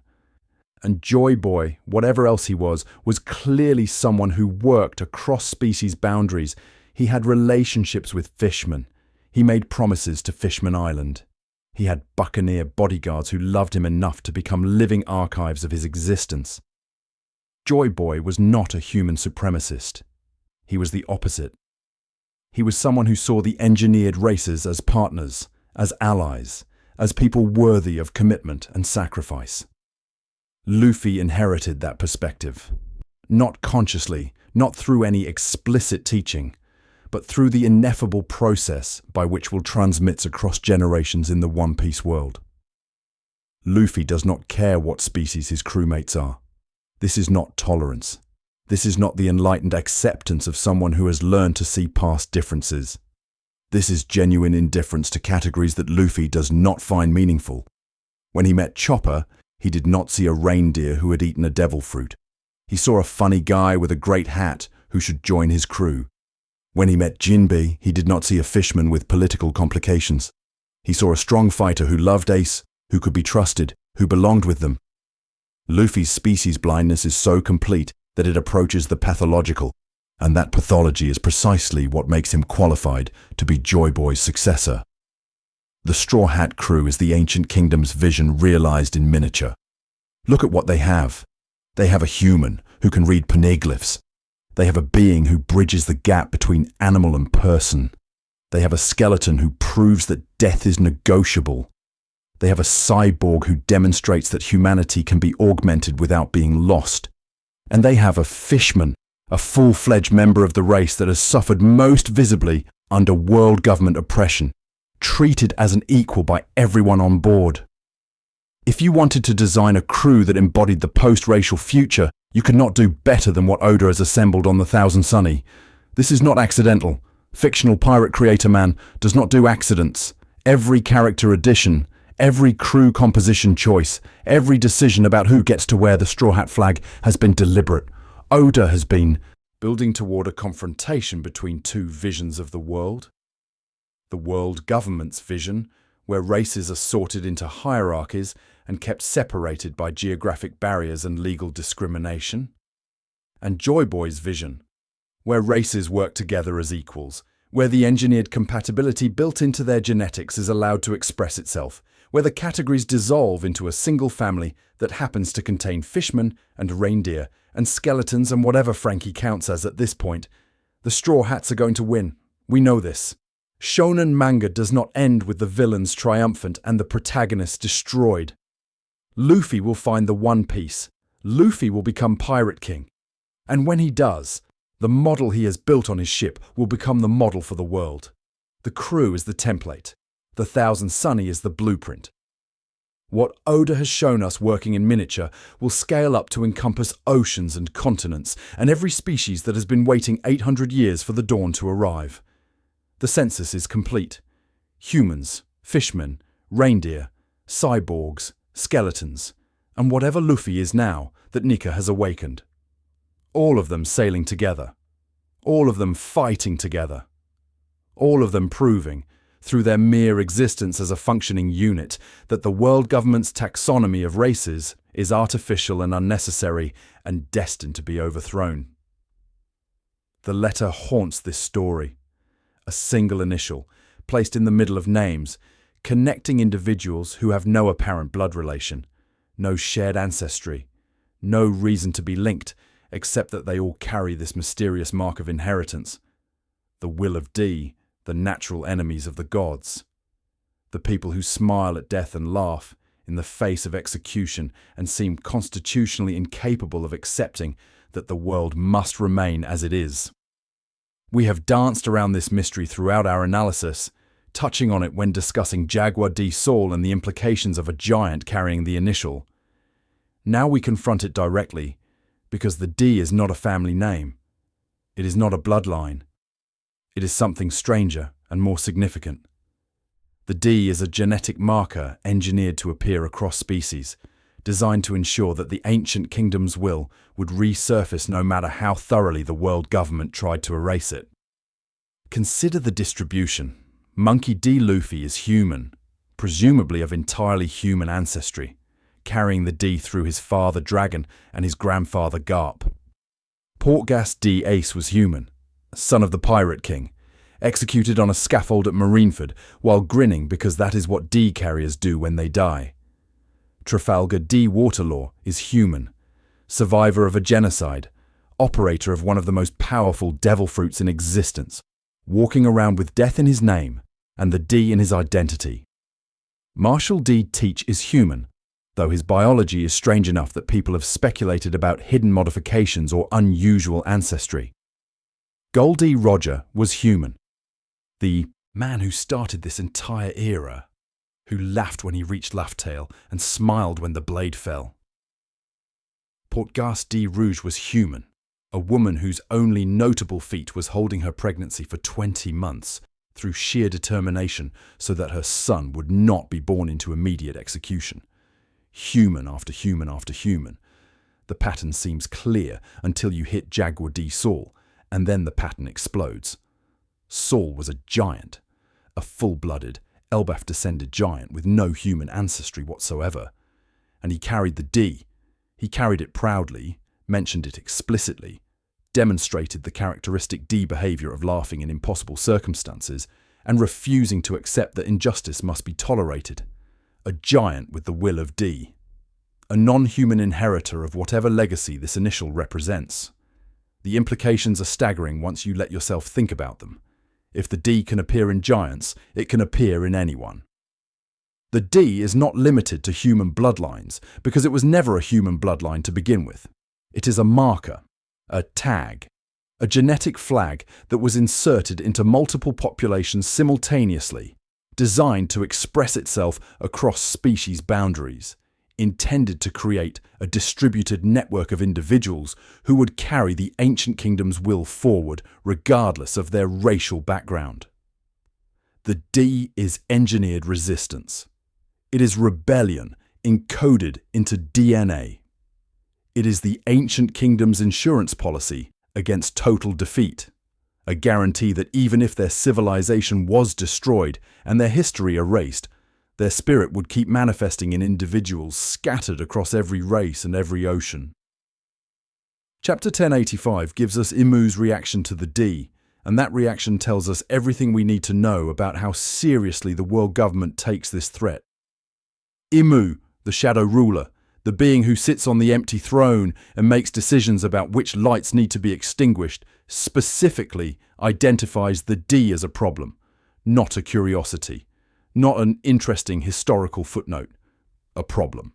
An active threat that requires monitoring and, when necessary, elimination. The world government has been tracking D carriers for centuries. They know the names. They know the locations. They know which individuals pose the greatest risk of actualizing whatever potential the D represents, and they cannot stop it. That is the beautiful, terrifying thing about the D. You cannot breed it out because it is not a recessive trait that follows predictable inheritance patterns. It appears seemingly at random, popping up in families that have no history of carrying it, manifesting in individuals who have no connection to previous D carriers. Rouge held her pregnancy for 20 months, an impossible feat of biological determination, specifically because her son needed to be born at a time and place that would not immediately result in his death. The D gave her that power. The D allowed her body to do something that human bodies cannot do, because the D is not bound by the limitations of baseline human biology. It rewrites the rules when necessary to ensure its own survival. Law's full name includes Water, a middle name that he hid for years because of the stigma attached to the D initial. He grew up in Flavance, a country destroyed by world government lies about a non-contagious disease that was blamed on the population rather than the industrial practices that caused it. He watched everyone he loved die. He should have become a monster, and in some ways he did, aligning with Doflamingo and pursuing revenge with single-minded intensity. But the D would not let him stay a monster. The D pushed him toward Luffy, toward alliance, toward the kind of reckless trust that gets you involved in schemes to take down emperors and overturn the world order. Law did not choose to become a revolutionary. The D chose for him. This is what the world government fears. Not individual D carriers, though individuals like Luffy and Blackbeard are certainly concerning. What they fear is the pattern, the recurrence, the way the D keeps appearing no matter how many carriers they kill, no matter how thoroughly they suppress information about what the initial means. You can execute Roger and his bloodline continues through Ace. You can kill Ace and the will transfers to Luffy and Sabo and everyone else who inherited Roger's dream without inheriting his genetics. You can hunt D carriers across generations, and new ones keep being born, keep smiling at death, keep refusing to accept that the current order is permanent or just. The D is the ancient kingdom's middle finger, extended across 8 centuries of history. It is a message that says you can destroy our cities and burn our records and enslave our allied races. But you cannot stop what we started. The will keeps moving. The smile keeps appearing. The initial keeps manifesting in children who have no idea why they feel compelled to challenge everything the world government represents. Luffy did not learn to be a revolutionary. He was born one. The D made him what he is before he ever made a single choice. And if the D can appear in giants, it can appear in fishmen. It can appear in minks. It can appear in three-eyed tribe members and buccaneers and every other race that carries the ancient kingdom's engineering in their genetics. We simply have not seen those examples yet because Oda is saving them for later. Because the revelation that D carriers exist across all species would recontextualize the entire conflict in ways that would steal thunder from future arcs. But the logic is clear. The precedent is established. Jaguar D Saul proved that the D crosses species boundaries, and once you accept that premise, you have to accept that the D could be anywhere, could be in anyone, could be waiting to manifest in the most unlikely individual at the most critical moment. The blood of all carries the will of D, not human blood specifically. All blood, every race that the ancient race that the Sur kingdom touched, every population that received their engineering, every species that participated in their grand project of world unification carries the potential for the D to appear. The gods have natural enemies, and those enemies are not limited to a single species. They are everywhere, waiting, smiling, ready to laugh at death whenever death comes calling. What made Roger laugh? This question has haunted the fandom since we learned that the Pirate King reached Laugh Tale, discovered the One Piece, and responded to whatever he found with hysterical, uncontrollable laughter. Not triumph, not satisfaction. Not the solemn recognition of a quest completed and a treasure obtained. Laughter. The kind of laughter that suggests the punchline to a cosmic joke. The revelation of something so absurd and so perfect that the only possible response is to lose yourself in the hilarity of it. Roger found something on that island that was funny, and I think the joke was on him. I think Roger discovered that he had spent his entire life racing toward a finish line, only to learn that the race was never about reaching the end. The race was about creating the conditions for someone else to finish what he could not. Chapter 11 and 16 begins Vegapunk's final message to the world, and while that message covers many topics, the core revelation is architectural. The world is sinking. The sea levels are rising. The geography that we have accepted as permanent and natural is actually artificial and unstable, the result of changes made during the void century that are now beginning to reverse. Something happened 800 years ago that reshaped the entire planet, and that reshaping is not permanent. The barriers are coming down. The walls are falling. The world is returning to a configuration that predates the world government, predates the current era, predates everything we think we know about how this planet is supposed to look. If the One Piece is knowledge, and I believe increasingly that it is, then the knowledge Roger found was the knowledge of what the world used to be and what it is destined to become again. He learned that the ancient kingdom had a plan. He learned that the plan was interrupted, but not defeated. He learned that the geographic barriers separating races, the red line dividing oceans, the calm belts isolating populations, all of it was temporary. All of it was imposed. All of it could be undone by someone with the right information and the right capabilities at the right moment in history. And Roger, standing on Laugh Tale with his incurable disease eating away at whatever time he had left, realized that he was not that someone. He was too early. The pieces were not in place. The conditions for completing the Ancient Kingdoms project had not yet been met. So he laughed.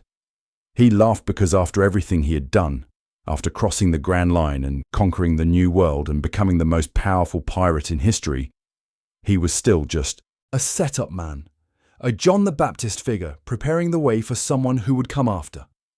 The One Piece was not for him.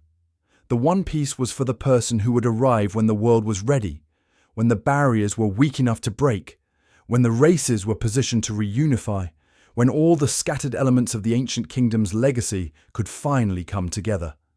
Roger found the treasure and discovered that the treasure was an instruction manual he could not use.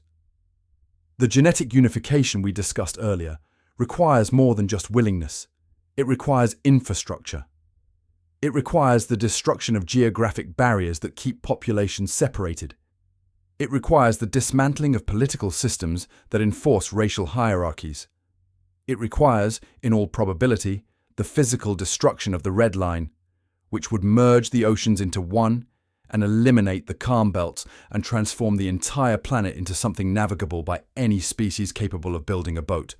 The One Piece is the knowledge of how to do this.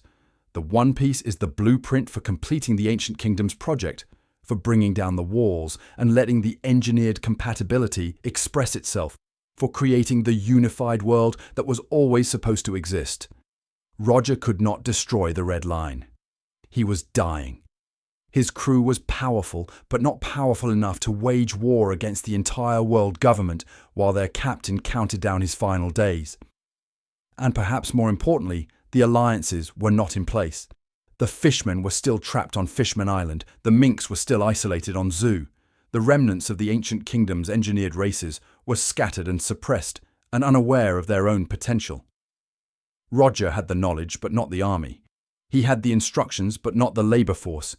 He needed someone to come after him who could assemble the pieces, who could gather the races, who could build the coalition necessary to actually implement what the One Piece revealed.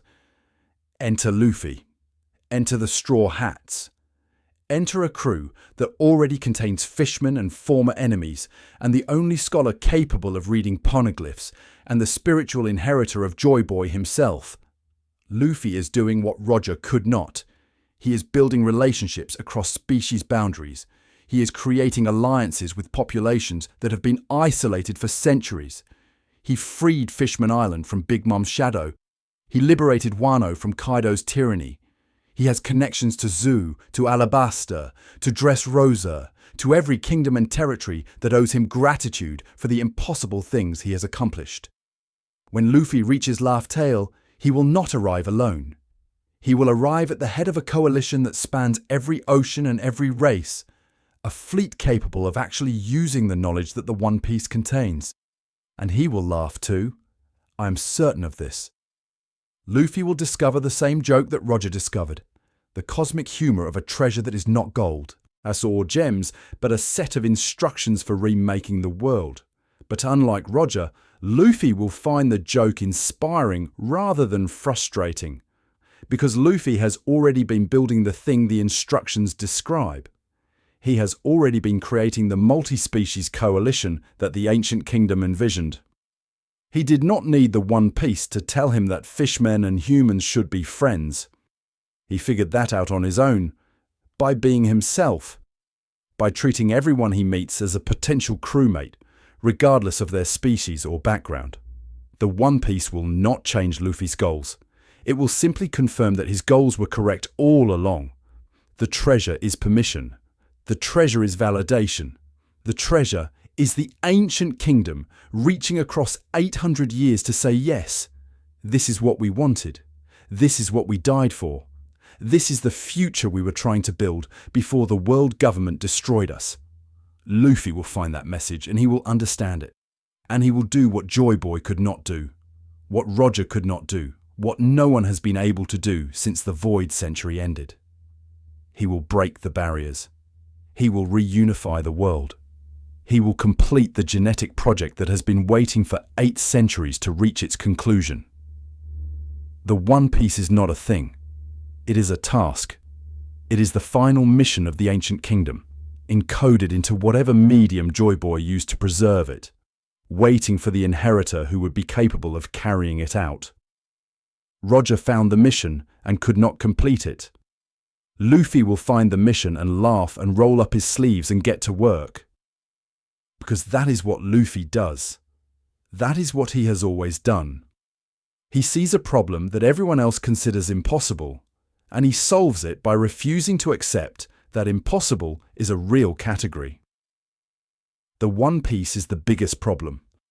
The One Piece is the remaking of the entire world, and Luffy will solve it the same way he solves everything else. By punching through every obstacle until the obstacles stop existing. We have spent nearly 2 hours dissecting the biology of fictional species in a manga about pirates. We have examined flame mechanisms and genetic memory and modular reproduction and lunar transformations.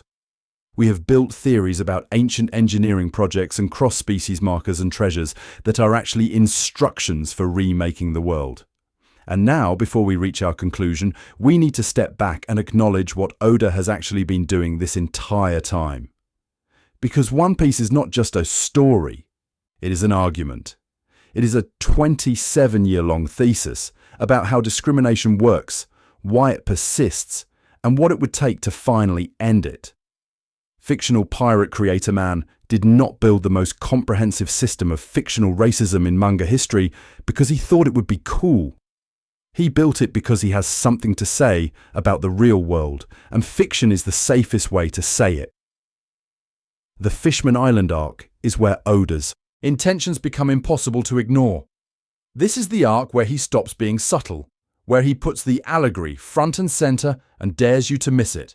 Fisher Tiger climbing the red line to free slaves, the Sun Pirates branding over their marks of ownership, Queen Otohime collecting signatures for a petition that most of her own people think is naive and doomed to fail. Hody Jones, a villain whose hatred of humans is not based on personal experience, but on inherited trauma, on stories he heard, on rage that was passed down to him by a society that had been victimized for so long that victimhood became identity. Every element of this arc maps onto real-world civil rights struggles with an accuracy that cannot be accidental. Fisher Tiger is Martin Luther King Jr. and Malcolm X combined into a single character, a man who believed in liberation but could not overcome his own hatred, who freed slaves regardless of their race but could not accept a blood transfusion from a human even when refusal meant death. Otohime is the dreamer, the idealist, the person who believes that change must come through legal channels and mutual understanding, even when the evidence suggests that legal channels are rigged and mutual understanding is impossible. And Hody is the warning. Hody is what happens when trauma becomes heritage, when children are raised on grievance, when the cycle of hatred perpetuates itself across generations until the original cause is forgotten, and only the hatred remains. Oda does not choose sides in the way that a simpler story would. He does not say that Fisher Tiger was wrong to hate or that Otohime was right to hope. He presents both approaches, shows their strengths and their limitations, and then kills both characters before their methods can be fully tested. The answer, the story suggests, is neither violent revolution nor peaceful petition. The answer is Luffy, who does not hate and does not petition, who simply refuses to acknowledge that the categories exist. Luffy gives his blood to save a fishman because the fishman needs blood and Luffy has blood to give. The transaction is that simple. The ideology is that uncomplicated, and the simplicity is the point. The SBS Question Corners contains scattered comments where Oda addresses his intentions more directly, though always with the deflection and humour that characterise his public persona. When asked about the discrimination themes, he tends to redirect toward the emotions of the characters, toward the personal stakes, rather than the political implications. But the work speaks for itself. You do not create a society where certain races are legally property, where slave auctions operate openly within sight of the world government's headquarters, where genocide is official policy for populations deemed too dangerous to control, unless you are trying to say something about power, about how power justifies itself, about how the people at the top construct elaborate systems to maintain their position and then pretend those systems are natural and inevitable. The world government is not a government. It is a protection racket with good branding. It claims to maintain order and stability, but the order it maintains is a hierarchy with celestial dragons at the top, and everyone else arranged beneath them according to usefulness and threat level. It claims to protect citizens from pirates, but it allies with pirates when convenient and destroys entire islands when they become inconvenient. It claims to preserve history, but it erased 100 years of history and murders anyone who tries to recover what was lost. Every claim the world government makes is a lie, and the lies are so consistent, so systematic, so thoroughly integrated into the fabric of how this world operates, that most people within the story cannot even see them as lies anymore. This is how real oppression works. This is what Oda is showing us through the lens of Fishmen and Lunarians and Buccaneers. Oppression does not announce itself as oppression. It presents itself as natural order, as the way things have always been, as a system so obvious and inevitable that questioning it seems foolish. The fishmen are discriminated against because fishmen have always been discriminated against. The celestial dragons rule because celestial dragons have always ruled. The logic is circular, but the circularity is hidden behind centuries of repetition, behind institutions that enforce the hierarchy without ever explaining why the hierarchy exists. By the time anyone thinks to ask why, the why has been buried so deep that finding it would require excavating 800 years of deliberate concealment, 27 years. Oda has been writing this story for 27 years, and for all of that time he has been building toward a conclusion that will involve the dismantling of a racist state. The scope of that commitment is staggering. Most authors who want to address discrimination write a story about discrimination, make their point and move on. Oda has constructed an entire world, populated it with dozens of species, given each species its own history and biology in relationship to the structures of power, and he has been methodically working through the implications for nearly 3 decades. This is not a subplot. This is not a theme among other themes.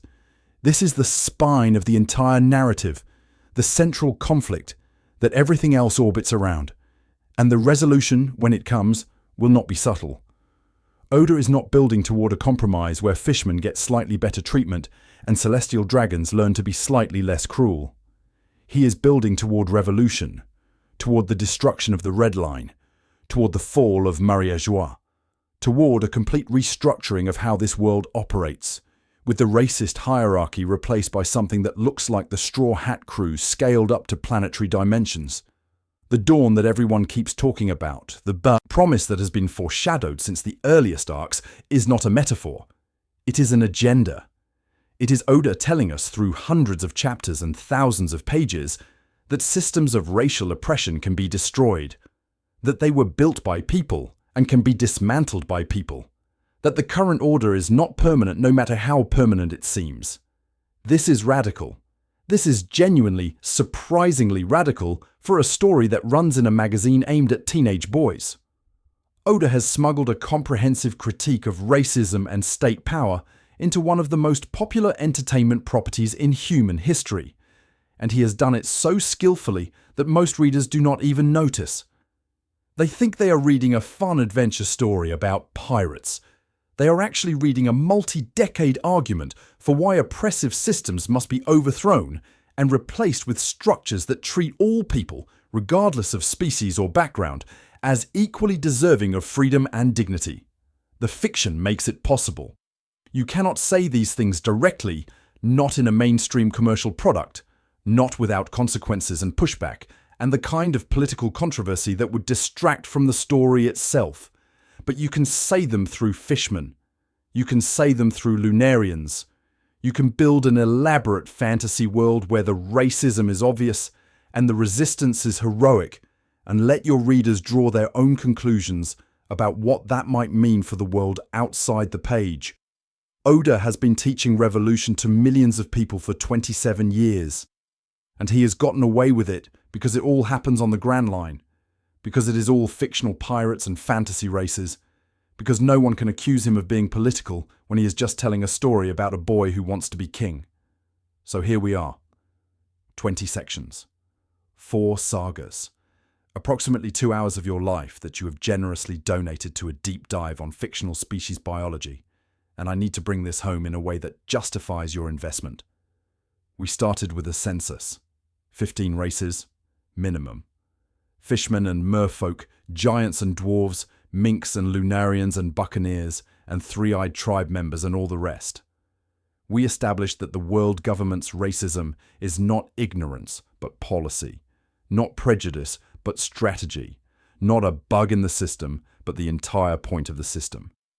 We examined the biological arsenal that each race possesses, the capabilities that make them threatening to celestial dragon supremacy, the reasons why some races are enslaved and some races are exterminated. We traced the engineering of the ancient kingdom, the lunar origins of winged peoples, the distributed network of biological testimony that has survived 800 years of attempted erasure. We looked at the Straw Hats as a prototype, the Will of D as a cross-species marker, the One Piece as instructions for completing a project that was interrupted before it could succeed. And now we arrive at the dawn. The thing that everyone in this story keeps talking about without quite being able to define it. The promise that has been hanging over this narrative since Goldie Roger smiled on the execution platform and launched the Great Pirate Era. The dawn is coming. The dawn will change everything. The dawn will transform this world into something unrecognizable, something better, something that the ancient kingdom was trying to build before the 20 kingdoms rose up and destroyed them. But what does that actually mean? What does the dawn look like when it finally arrives? I think the dawn is the end of race. Not the extinction of races, not the homogenization of everyone into a single boring template, but the end of race as a meaningful category for determining how people are treated. The dissolution of the boundaries that have kept fishmen in the ocean and minks on their elephant and Lunarians in their graves. The realization of the genetic compatibility that the ancient kingdom engineered into every species, the mixing that has been waiting to happen for 8 centuries, the unification that the world government has been desperately trying to prevent since the moment they took power. Luffy's dream, the dream that made Ace and Sabo laugh when he told them, the dream that Roger apparently shared, is almost certainly something that sounds ridiculous on its face. Luffy wants something absurd, something that seems impossible, something that only a complete idiot would even consider pursuing. And the most absurd, impossible, idiotic thing I can imagine is a world where everyone gets to eat at the same table. A world where the banquet has no restrictions, where fishmen and humans and minks and giants all sit together and share food and share stories and treat each other as family, regardless of what their biology says they are supposed to be. Luffy wants to throw a party for the entire world, and the entire world includes everyone. This is why Oda made the biology matter. This is why he spent 27 years constructing elaborate genetic systems and engineered capabilities and cross-species reproductive compatibility. Because the biology was never the point. The biology was always a distraction, a way for the world government to justify a hierarchy that serves their interests by pointing to physical differences and pretending those differences are more significant than they actually are. Look, they say, the fishmen have gills, the minks have fur, the Lunarians have flames. They are different from us, and different means lesser, and lesser means they can be enslaved or killed or pushed to the margins of society. The biology becomes the excuse. The biology becomes the justification for treating people as things. But the Straw Hats prove that the biology is irrelevant. Jinbei has gills and he is family. Chopper has fur and he is family. Brook does not even have a body anymore and he is family. The physical differences that the world government uses to sort people into categories of exploitation mean nothing on the Thousand Sunny, because the people on that ship have decided that they mean nothing. They have chosen family over taxonomy. They have chosen relationship over classification. And that choice, that simple human choice to treat the person in front of you as a person rather than as a representative of a racial category, is the seed of the dawn. When the red line falls, when Mariajois crumbles, when the celestial dragons are finally dragged down from their self-appointed heaven and forced to breathe the same air as everyone else, the physical infrastructure of racism will be destroyed. But the dawn is more than infrastructure. The dawn is the moment when enough people make the choice that the Straw Hats have already made. The moment when fishmen walk openly in human cities and humans swim freely to Fishman Island, and minks descend from zoo to live wherever they choose, and the categories stop mattering because no one is enforcing them anymore. The dawn is not a location. It is not an event.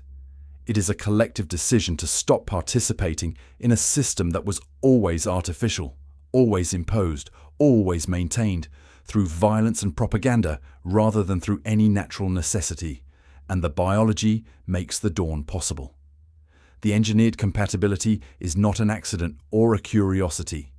It is a tool.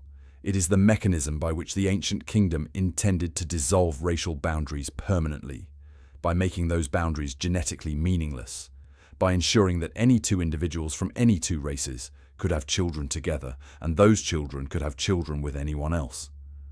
Within a few generations of free mixing, the categories would blur beyond recognition. You could not maintain a racial hierarchy when no one could determine what race anyone belonged to anymore. The biology was designed to make racism impossible, and the world government has spent 800 years preventing that design from being implemented. Luffy will implement it. Not through policy or decree or any of the political mechanisms that the world government uses to maintain its control. Luffy will implement it by being himself, by treating everyone as a potential friend, by demonstrating through his own example that the categories do not have to matter. He will destroy the red line because it is in the way. He will topple Mariajois because it houses his enemies. He will free every slave and welcome every outcast and throw the biggest party the world has ever seen. And at that party, the fishmen will sit next to the humans and the minks will share drinks with the giants, and no one will even notice the differences because the differences will have stopped being relevant. The dawn is when species becomes family. That is the final thesis. That is the thing I have been building toward for 2 hours and 20 sections and approximately 26,000 words. One Piece is a story about racism, but, more importantly, it is a story about how racism ends. Not through tolerance, which still acknowledges the categories as meaningful. Not through equality, which still maintains the distinctions while attempting to treat them fairly. Through family, through the recognition that the person across from you, regardless of their gills or fur or flames or third eye, is your brother, your sister, your nakama, in the deepest sense that word can carry. The biology was always about the family. The engineering was always about the connection. The ancient kingdom was trying to build a world where everyone was related, and the world government rose to power specifically to prevent that relation from being realized. But they failed. They have been failing for 800 years, and Luffy is the culmination of their failure. A boy who does not see species. A captain who recruits fishmen and reindeer and skeletons without hesitation. A future king who will not rule so much as host, who will not govern so much as welcome, who will build a world where the table is big enough for everyone and no one is turned away because of what their genetics say they are. Anime autopsy here, and I told you at the start that something has been rattling around in my mind brain for approximately 6 years now. That something was this theory, this argument, this 2-hour dissection of fictional biology in service of a point that is not really about fiction at all. One piece is about racism, and one piece is about how racism ends, and the ending is not complicated. The ending is family. The ending is Luffy throwing his arms around a fishman and a reindeer and a skeleton and saying, "You are my crew now," and meaning it without reservation. The ending is the dawn. And when it comes, when Oda finally draws that final panel and this 27-year story reaches its conclusion, I think we will all laugh. Just like Roger laughed. Just like Joy Boy laughed. Because the punchline was always obvious. The treasure was always right in front of us. The one piece was always the crew, the family, the connection between people who chose each other regardless of what the world said they were supposed to be. The biology was just the evidence. The family was always the point. But you let me know what you think in the comments.